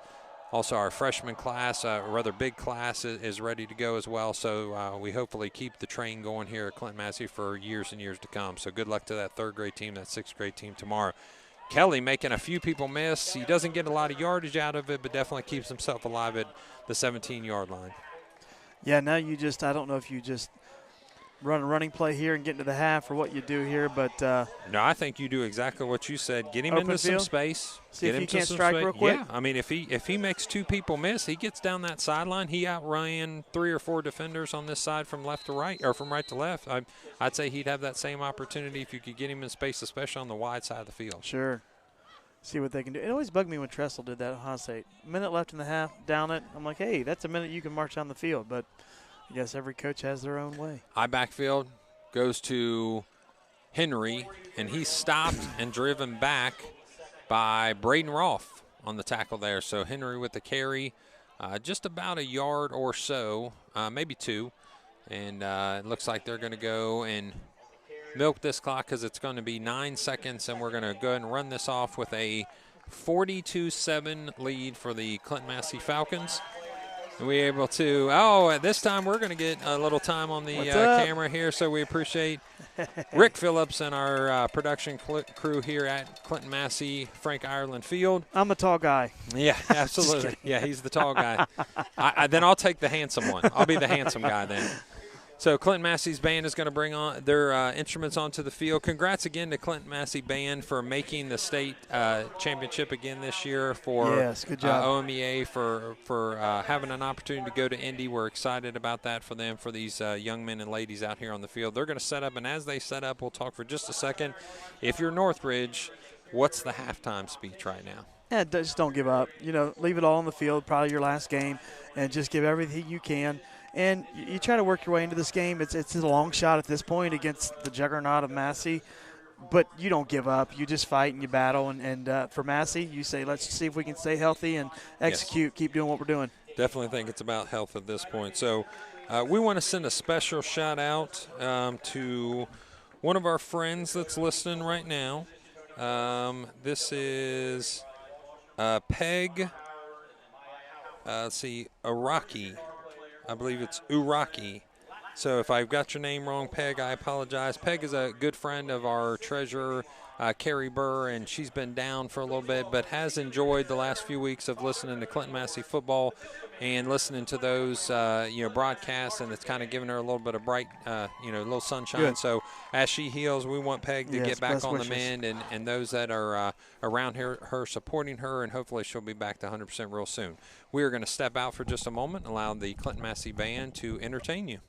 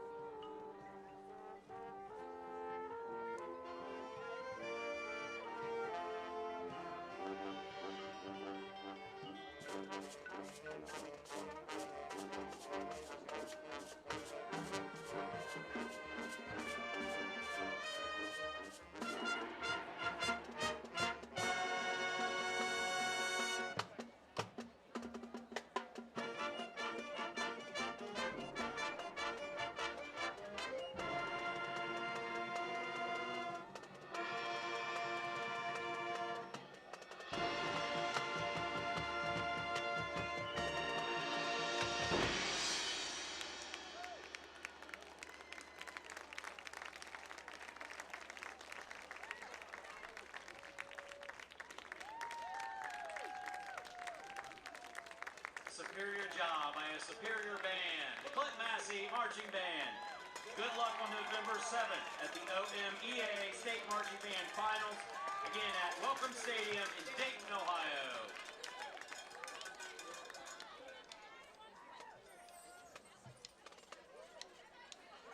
Performing next will be our Clinton-Massie cheerleaders. The cheerleaders will be competing at Centerville High School this weekend starting at 1 p.m. This is a regional qualifier competition. If they qualify, they will compete at the Nationals in Orlando, Florida.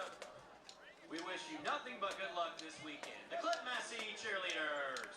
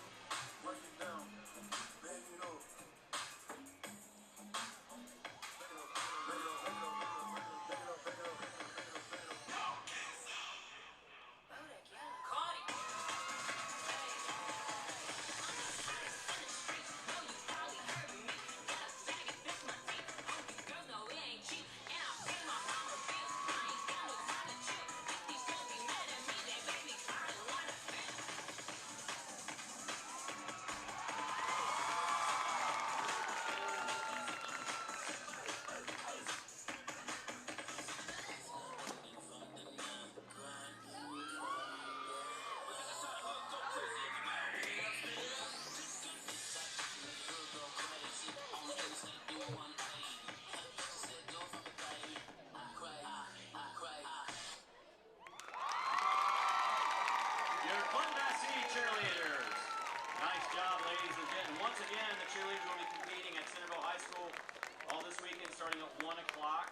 It's a regional qualifier competition. If they qualify again, they'll go to the Nationals in Orlando, Florida. Again, good luck this weekend.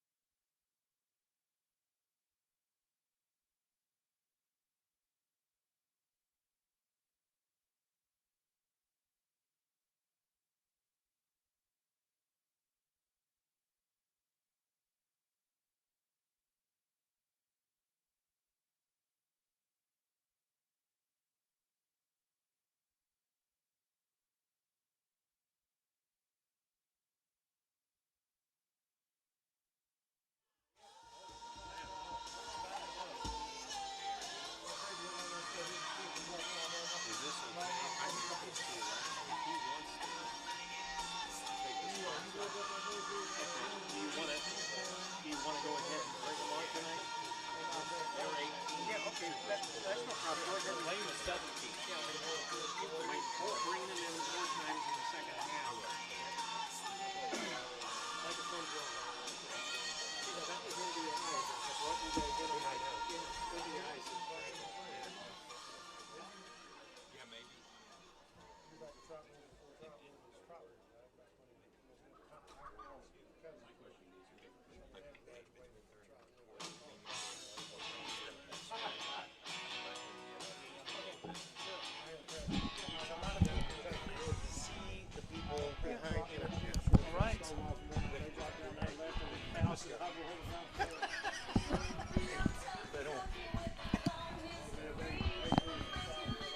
All right, ladies and gentlemen, joining us for a second half, and we appreciate you staying with us here at Campus Nation, campusnation.com.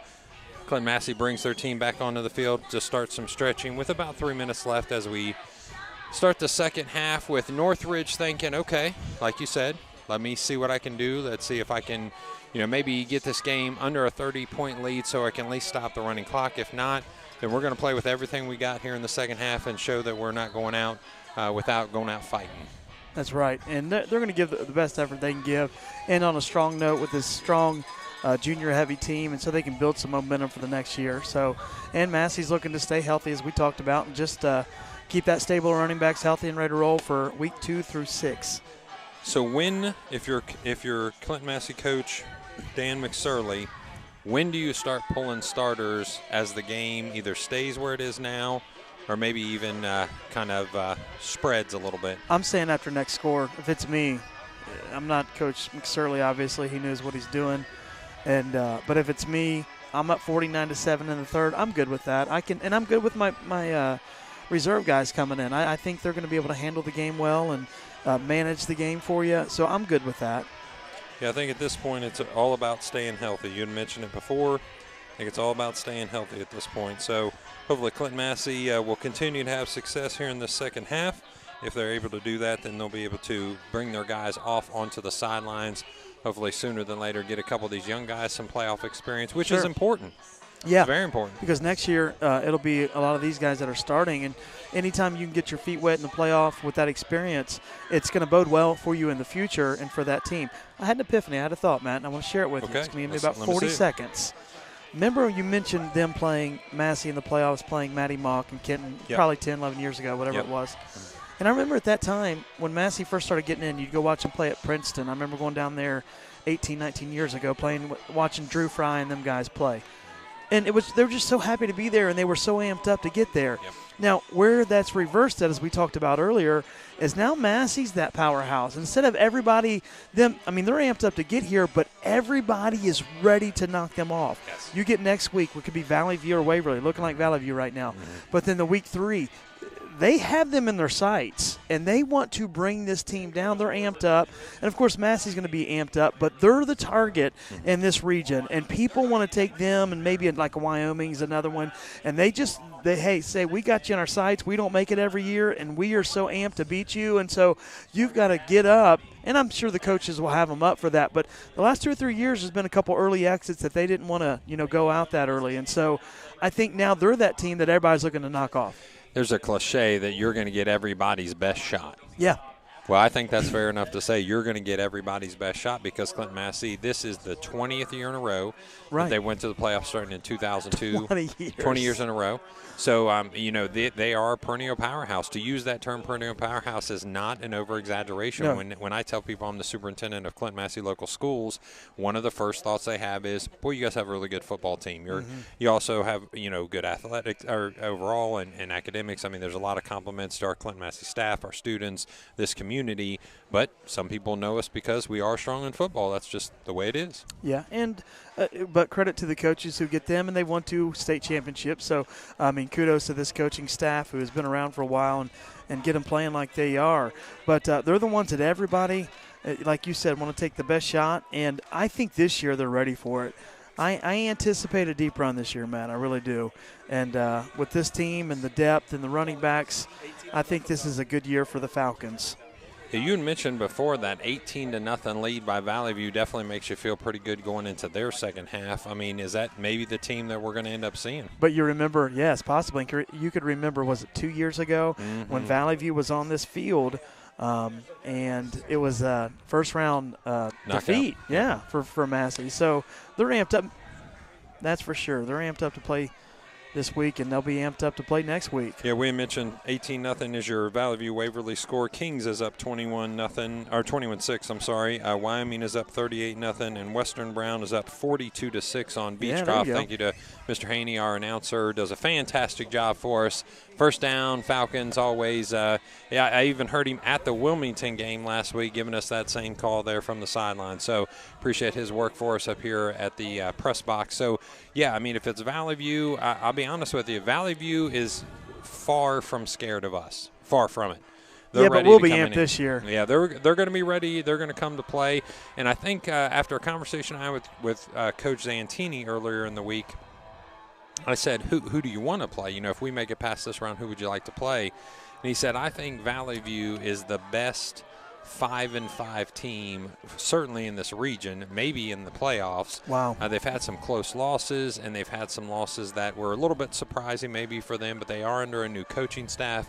But they're gritty. They're very similar to Clinton-Massie, not necessarily in the makeup of their community. There's a little more, business and industry in Valley View. But as far as the actual makeup of kids, usually should come from strong households and strong kids, and they've committed to the weight room. They've committed to running the ball. Although they are bringing out a little more of a spread this year, it was noted that they're spreading out a little more to run the ball, but gives them another wrinkle in order to possibly move on deeper in the playoffs for their run. So as Northridge and Clinton-Massie finish their stretches, finish their warm-ups, we're going to get back here to football with just 30 seconds left. 42-7 is your score.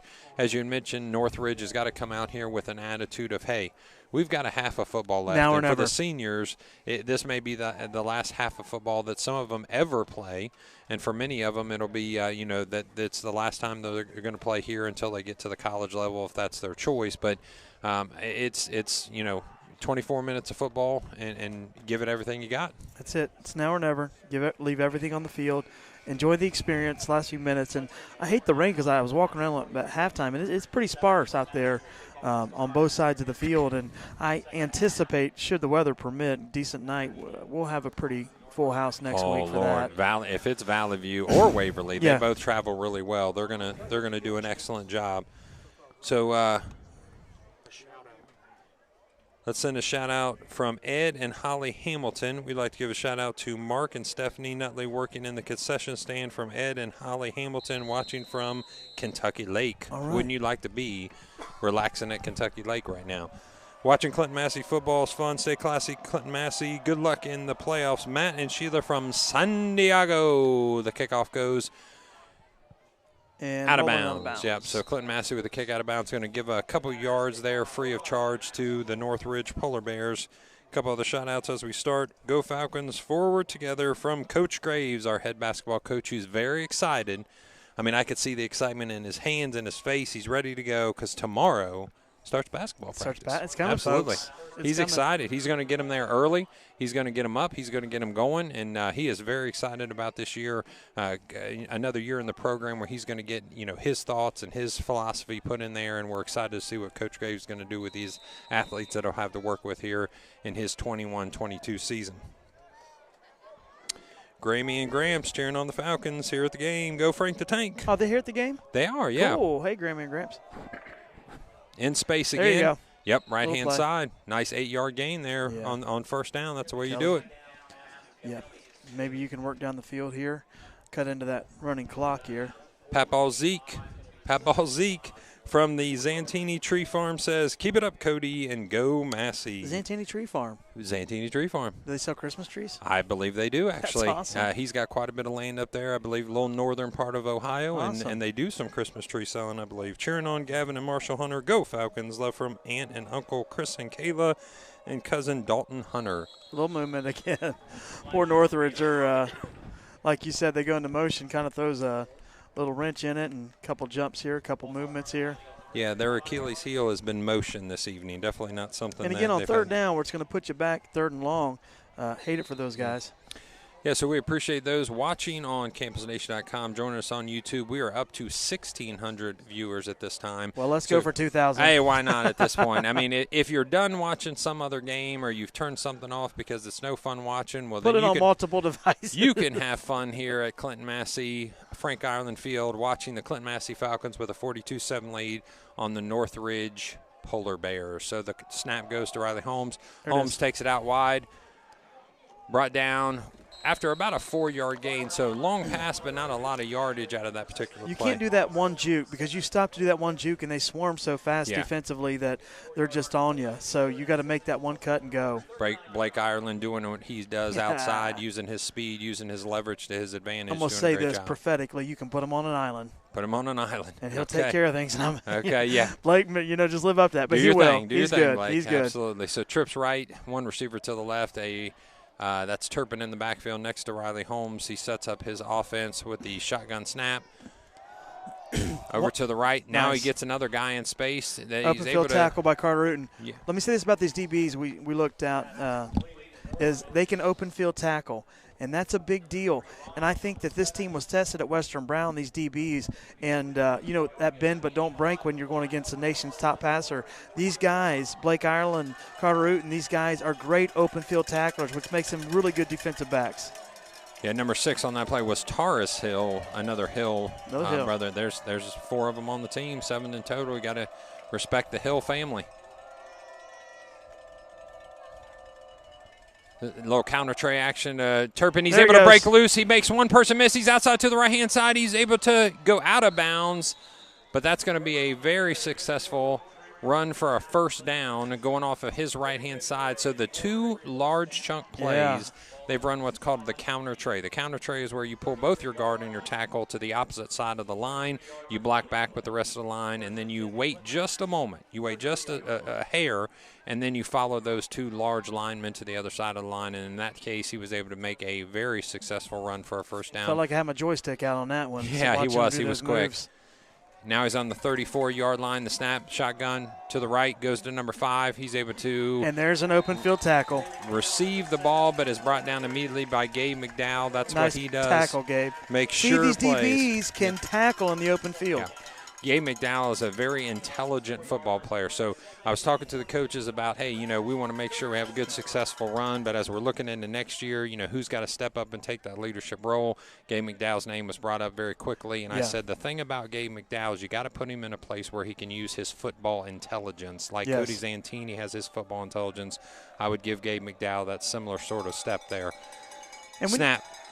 Pass to number 1. Turpin is tipped and then tackled by Colton Tramble. Dalen Maple had some open daylight there if he could have got that. Yeah, he was able to tip the ball up, and what would have been a reception for Turpin, he was immediately met by Colton Tramble with the tackle. So not only a good play on defense by Maple, but Colton would have ended that very quickly if he was able to bring that in. One thing when you see a powerhouse like Clinton-Massie, one thing you always want to notice is they do the little things right.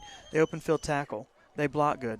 The defense gets off their blocks. And so just the simple things that we take for granted, they do very well. And you have to do that well year in and year out to be a championship team like this. 7:05 left in the third quarter. Again, the ball is batted down. It's deflected by number 40, Leighton Bell, who's already been in on a couple plays on that interior part of the line. So nice job, Leighton Bell, knocking that ball down. So one thing I'm noticing is you get Dalen Maple there on that defensive line, and he's blocking.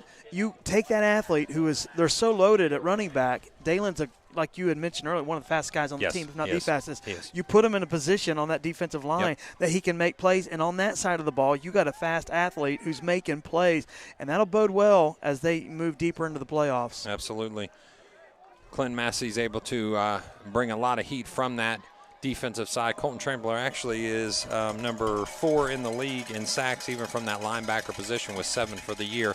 Holmes takes the snap, passes to the right, but is defended very well by Carter Uten. Perfect timing. He's able to snap the ball down out of the air, and the ball actually lands about 15 yards behind him because of the deflection. So nice play on defense by Carter Uden, which is going to turn the ball over on downs. But if you're Northridge at that point, you had to do that. Yeah. Why wouldn't you? Right. When you're down, you got nothing to lose at this point.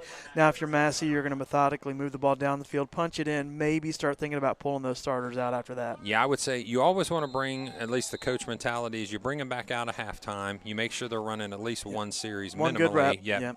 And if they can go down here and score, coming onto the field, bringing a play in, Cody Zantini breaks his group up and brings him up to the line with the wishbone backfield. Taking his time. Tied into the right, eating up a little more clock. Clinton-Massie's going to set up. Yep, now he's going to get going. He wants to eat up just a few extra seconds there. The snap goes to Carson Van Hoos, who goes up the middle this time. Tries to change his block pattern just a little bit there and gets a few yards on that first down. Yes. And they move again. When you looks like they're moving a yard or two, they're actually moving 3 or 4 yards. Great blocking by the offensive line. Again, fundamental football done well. The linemen doing their job, laying the holes open, and for this great stable of running backs. Yeah, saw on the field that time Garrett Newkirk was the one that brought in the play. So you're already seeing a couple new names, new faces that are being brought out here. We'll try to get you some numbers as they start to make some transition, if that's the case for the Clinton-Massie Falcons. Tied into the right, wishbone backfield, single receiver to the left. Ball goes to Carter Frank. He pushes into the line and gets a good 4 or 5 yard gain, so it's going to be 3rd and 1, a long one, in order to get the first down at the 47-yard line. Yeah, nice push there again by the line. And this is okay. They're just taking time off the clock, down to 4:49 left here in this quarter. And they're okay with this. Convert this and just keep rolling. Get in the end zone. Give them guys some confidence going into week 2. And you know why people are excited for 4 more minutes to go off the clock? Do you know why, EJ? To get to the fourth quarter. Because when they're in the fourth quarter, they're going to get the question of the game. Question of the game. We're going to be able to get our input from our community members and those watching. Question of the game coming at the end of the third quarter. So Carson Van Hoos gets the first down run, switches, twists, busts a few extra yards down, and is able to make that first down run after pushing the pile just a little bit. Owen Trick helping him, Dawson Conley helping him. Owen Trick, another player that is a junior coming on lately. I mean, he started all year long, but I think everybody on that offensive line is just starting to get into that rhythm. He's one of those guys that as he's having more reps week to week, he's able to get off onto linebackers, and the double teams turn into pushes rather than just, stalemates. Man, nice drive that Massie's putting together here as well. And now we're looking under 4 minutes left in this quarter. This time, I backfield, slot to the left. Dawson Conley, your tight ends to the right. Cody Zantini goes under center. Ball gets given to Colton Trample, who's got an opening. Nice. He's going to run over Turpin and then fall off for another 3 yards, coming down at the 33-yard line. If I'm in the open field, you know who I don't want to see barreling down at me? Yeah, I'm not a fan of Colton Trample, especially in the third quarter, almost the end of the third quarter. I'm a little tired by that. He's fresh, isn't he? Yeah, it looked like he was ready to run more if he had the opportunity. Turpin's like, really, man? I got to deal with this? Yeah, he said, not today. So 42-7 is your score. 3:10 is left on your clock as Clinton-Massie is just chunking yards and eating up time. 30 at the 33-yard line. They're moving left to right on your TV screen. Keegan Lamb is the one bringing the play in this time. And I think you're going to see Cody Zantini continue to wait on that clock and eat up as much time as possible. One word to describe this Massie on both sides of the ball is just athletic. They're athletic. They're fast, very fast this year. Yeah, team speed is definitely a benefit. Carson Van Hoos with that speed, take another one to the house. Carson Van Hoos breaking loose for the touchdown. Clinton-Massie put it in the books for another one. 2:40 left in your third quarter. And look at that, 5 yard, 5 yard, 6 yard, 5 yard, 2 yard, boom. And then there it just opens up. Yep. Nice run by Carson Van Hoos. And he set up that by going inside on that last run. He almost kind of gave himself up just a little bit on that inside run, and then all of a sudden, instead of going inside, one step to the right, he takes off. Yeah. Nice job. Nice intelligent play by that. And Carson Van Hoos is that guy. He's not a big frills guy. You're not going to hear a lot from him on the sideline. Work pail mentality. But he produces absolutely every week. Absolutely. Did I see 10 yard? A little bit of a bobble snap, and Cody Zantini has to pick it up, and he just slings it outside. So that's going to stop the consecutive PAT scores by Ian McGinnis by look like either a fumbled snap or a tough hold there. So even though he didn't attempt it, that will still go? Yeah, that's going to go against because unfortunately he did not complete it. So that's okay. Take that guy out for a steak at some nice restaurant or something. Oh, some that place would be that good. nobody knows about. That you would know be good. those great restaurants. Those dives that just wonderful. Absolutely. He deserves that for the success that he's had all year long. And with just 2:40 left in your third quarter, 48-7 is your score for Clinton-Massie. Again, if you want to send your shout-outs, that's going to be 937-303-8069, and your score update is 44-0 Wyoming Cowboys over the Waynesville Spartans. So we are looking for next year, first game of the year, will be against Waynesville. It's going to be fun. It's back, baby. Yep, it is. Bring back the paddle. Across the lake. Bring the paddle back. So we're excited. We got to go find it because it's been a few years since we've been able to play Waynesville, but we'll get that paddle out. We'll get it dusted off. It's not in the depths of the Caesars Creek Lake? I do not believe that it's there, no. Northridge with the return. There you go. Find a streak, nice. And he's open, nice out in the open. He's on the left-hand side. He's going to be gone. Nobody's going to be able to catch him except for number 24 for Clinton-Massie. Takes him out of bounds on the left-hand side. So, honestly, I thought we had given up on that play, but stopping it was Braden Green. Braden don't give up. No, it was excellent. Excellent nice job run. by Braden Green. A lot of speed out of Braden to track him down. Yep. Nice. So Clinton-Massie with a failed return on that. So Northridge, nice job, gets him down to the 20-yard line. We're going to go right to left on your TV screen. Northridge with a little momentum, a nice return there. It's 2-by-2. So that's Jeremy Henry in the backfield. Snap goes, the ball goes to him. He's able to find an opening on the right-hand side, but he's brought down right before he breaks into that open green area by, looks like that was Keegan Lamb, I believe. Yep, Keegan Lamb brought him down. So, again, a successful run for Henry. That's going to set up the offense on the 12-yard line. It's going to be a 2-by-2 with a single running back behind the line of scrimmage with Holmes. Running back to the right. He's going to set that up with 1:30 left. 48-7 is your score. Henry gets the ball again, but he's met pretty quickly by Nate Wildermuth and Colton Trampler, I believe, bringing him down. He's going to actually lose a yard on the play, so he does need another yard still before he can go into the first down, and they'll be able to get a first down if they make it to the 11-yard line, just past the 11-yard line. I'd like to give a PSA, public service announcement. If you're at Massie, we just saw the classic mix-up. If you're here and you get a hamburger, you have to go to the grill. I sit with people in this stadium, gets their hamburger, don't realize they have to go over to the grill to get the burger. And so if you're here next week, folks, and you order a hamburger, walk over to the grill, get it fresh off the grill. So quickly, they're met in the backfield. Then he's hit and driven back by Colton Trampler, so they will not get a successful run on first down. Was that Charlie Hale, 54? That was a nice job by Charlie Hale. Nate Wildermuth was in on that tackle. So what looked like what could be a successful first down run on third down was immediately met and stopped, even driven back a yard. So 4th and 2, of course you're going for it at this point. Yeah. Because you're down by the score that you are, 48-7, with only 14 seconds left in this quarter.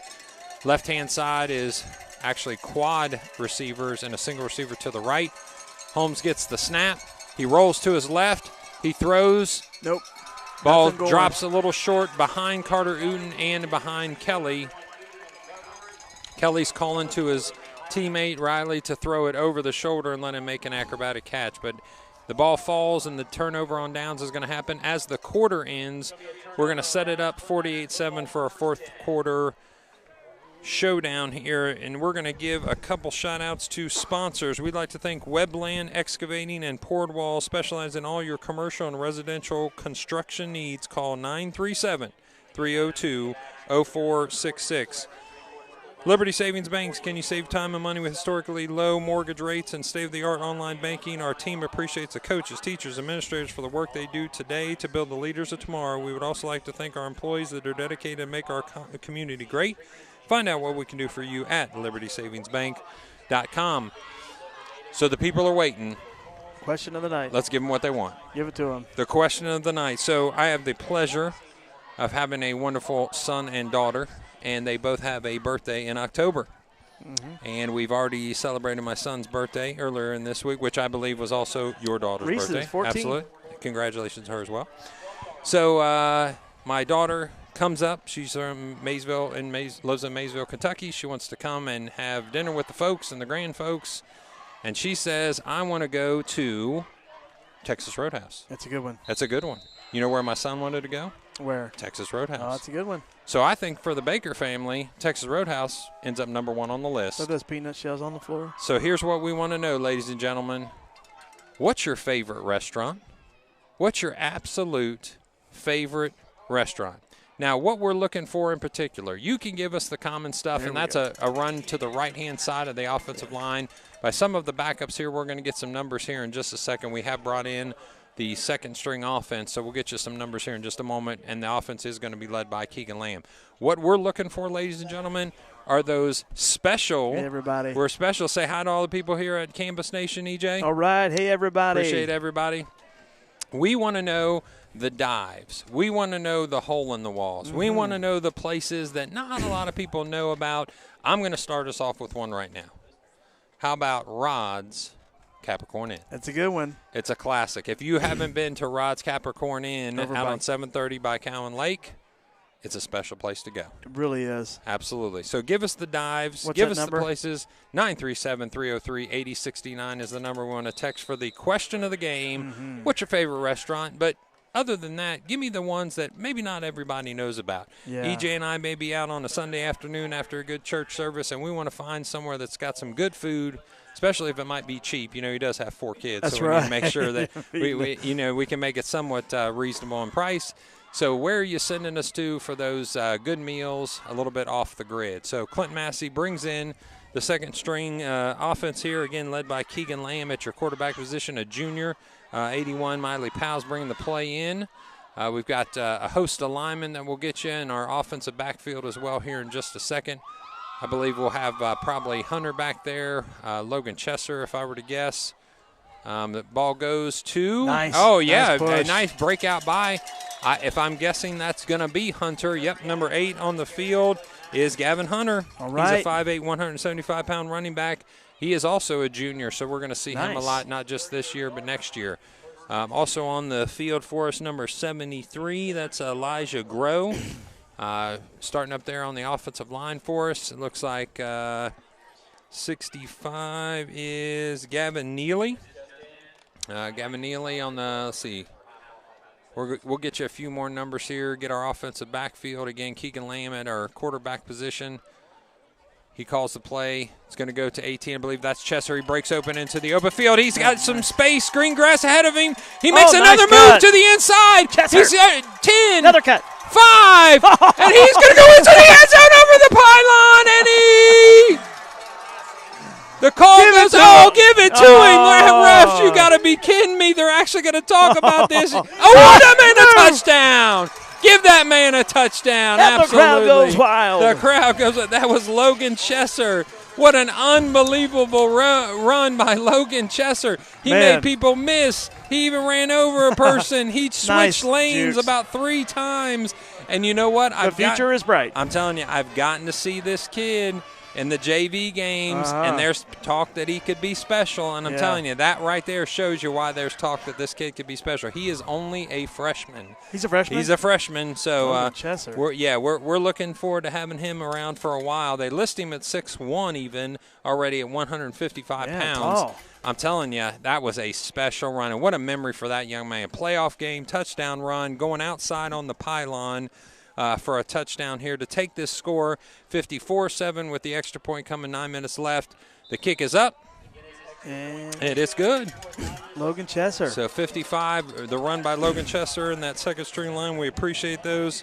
All right, I got some coming in already. How about, that's it. I'm going to go Villa Agos in Lebanon, or Villa Gios. Little Italian place there. Okay, right down there good. in I like Lebanon. it. I like something different. Let's see what else we got. Good deal. My daughter sent in Sam's Meats. She worked there for almost 3 years. So you're right. Get your sandwich at Sam's Meat. I do have to send a shout out to Jen's Deli. I was able to get lunch from Jen's Deli today, barbecued. It's not even on the menu. They make it special just for me, so you got to send some love out. Jen's Deli in Wilmington, they do a great job there, especially if you're willing to do it when it's not even on the menu for me. So, again, cheering on the Falcons. Best of luck, Seth, Cindy, Johanna, Evan, and Levi Davidson. We appreciate that shout-out. How about go on number 71, Davey and Nana says, go Falcons. How about 73 Grill?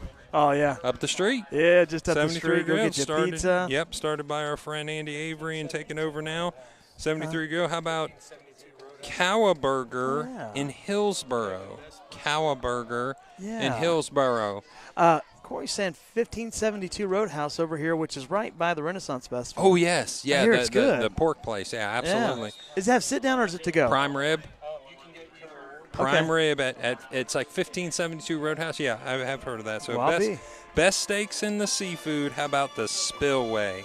Spillway. That's what I was going to mention. Another one close to the lake there. Nice little place for steak or seafood. Yep. One of our board members, good friend of mine, Mike Goodall, was a cook there for years and years, and luckily knows the secret sauce. So he's able to make that and bring that to us, and does a great job for us on the grill with all those years of experience. Best pizza and subs. Give it to generations, is what they say. So favorite restaurant. Spillway Lodge is another one, kind of off the map a little bit. The Willow in Washington Courthouse. Don't miss it. Darren sent us that. Little the Roscoe's Willow. Pizza action. Oh, Roscoe's Pizza is good. Let's see. Let's see here. Let's give me one more here. How about the Clifton? Ooh, I've been here.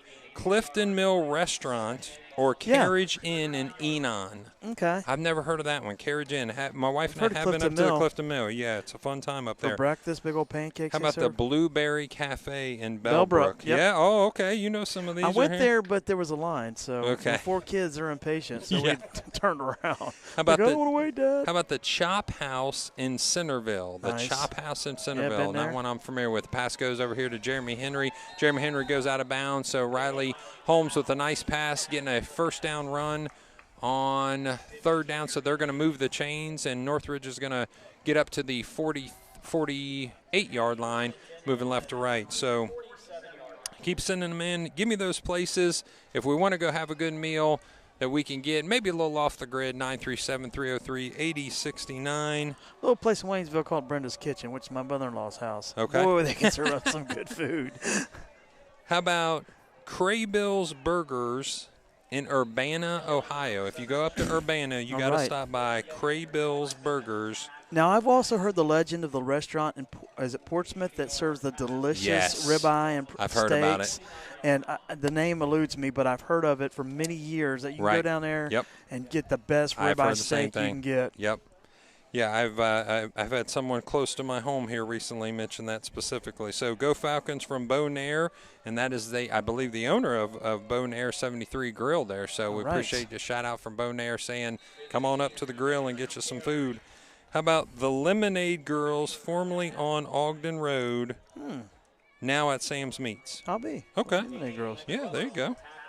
And a shout out here from the fam. How about the Rusty Keg in Washington Courthouse? Never had. Is it good? Never had that. Pretty good. Oh yeah, Rick Phillips, who finds himself around Washington Courthouse quite a bit, says the Rusty Keg is somewhere you need to stop by.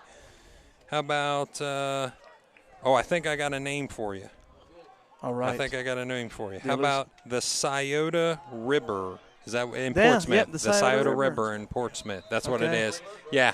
Yeah, Rick. I think Rick had to wipe from water in his mouth there just a little bit. He said that's the place to be there. That's it. That's where you get the delicious steak. Shelly Bailey, one of our elementary school administrators, says the Hasty Tasty in Dayton off of 35, and then B&B's in Waynesville. Hey, B&B. B&B getting the shout out in Waynesville. When you're up at midnight and you just got a craving for wings or chicken or pizza or a po' boy sandwich, that's where you go to man. B&B. So my son actually gave them a compliment, stopped by for lunch the other day coming home from work, and B&B was a win My right in-laws there. turned me on when during COVID, not much open, you could go still get some good food over there at B&B. Pass goes to Jeremy Henry. Makes one man miss. That was number 3 for Clinton-Massie, Garrett Newkirk, but he is brought down by Clinton-Massie on the 38-yard line. Nick's Restaurant in Xenia is another great one. They Nick's said has got good wings. The Elks in Wilmington. We have a lot of people that shout out the Elks. They do a great job for us, not just in golf, but in their meals and their their time there. We've got some employees actually that make that place a second home. So the Scioto River, like we said, is the Pine Club in Dayton. The Pine Club in Dayton is another one that's being sent in. So we appreciate it. You can keep sending those out to 937-303-8069. It's making EJ and I hungry up here, but that's okay. We're having a good time with it. Grill on the way home and say, give me some wings. A swarming defense by Clinton-Massie's second group here. They're doing a great job. They are able to move the ball a little bit, but with only 4:35 left. EJ, I hate to say it for Northridge, but it seems like this is going to be the end for them. So what's the next step for Clinton-Massie?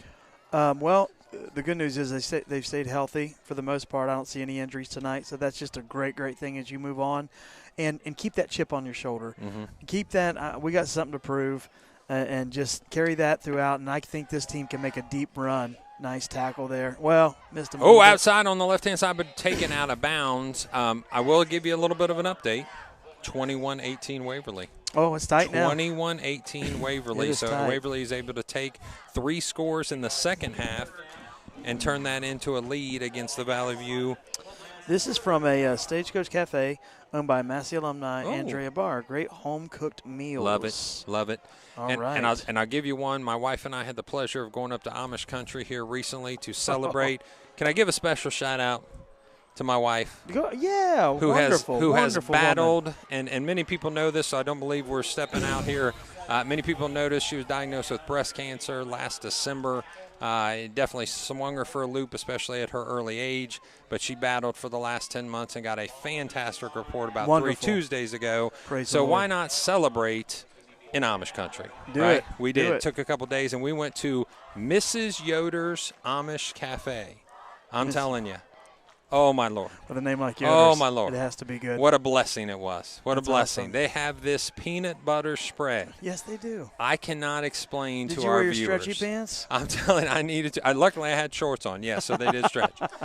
I'm telling you, if I could put chocolate, peanut butter, marshmallow cream, and probably 8 cups of sugar into a blender, and I get this spread that comes out. It was so unbelievably good. I had to buy some, bring it home with me. Dude, I got some in my fridge.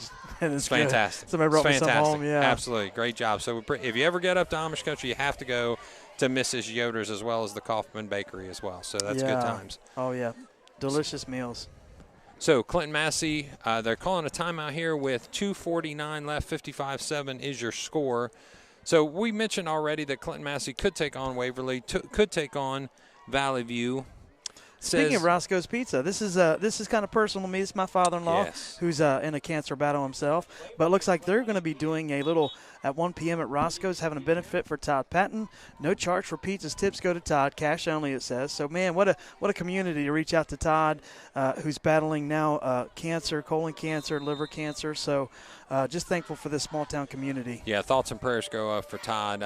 We have the pleasure of attending church with Todd and EJ. That's his father-in-law. So quick hit, but able to bounce off of that is Jeremy Henry because of his side up the right-hand side, and that's going to be a touchdown for the Polar Bears. That's Jeremy Henry. He's a junior, so he's ending his season hopefully with something to look forward for next year.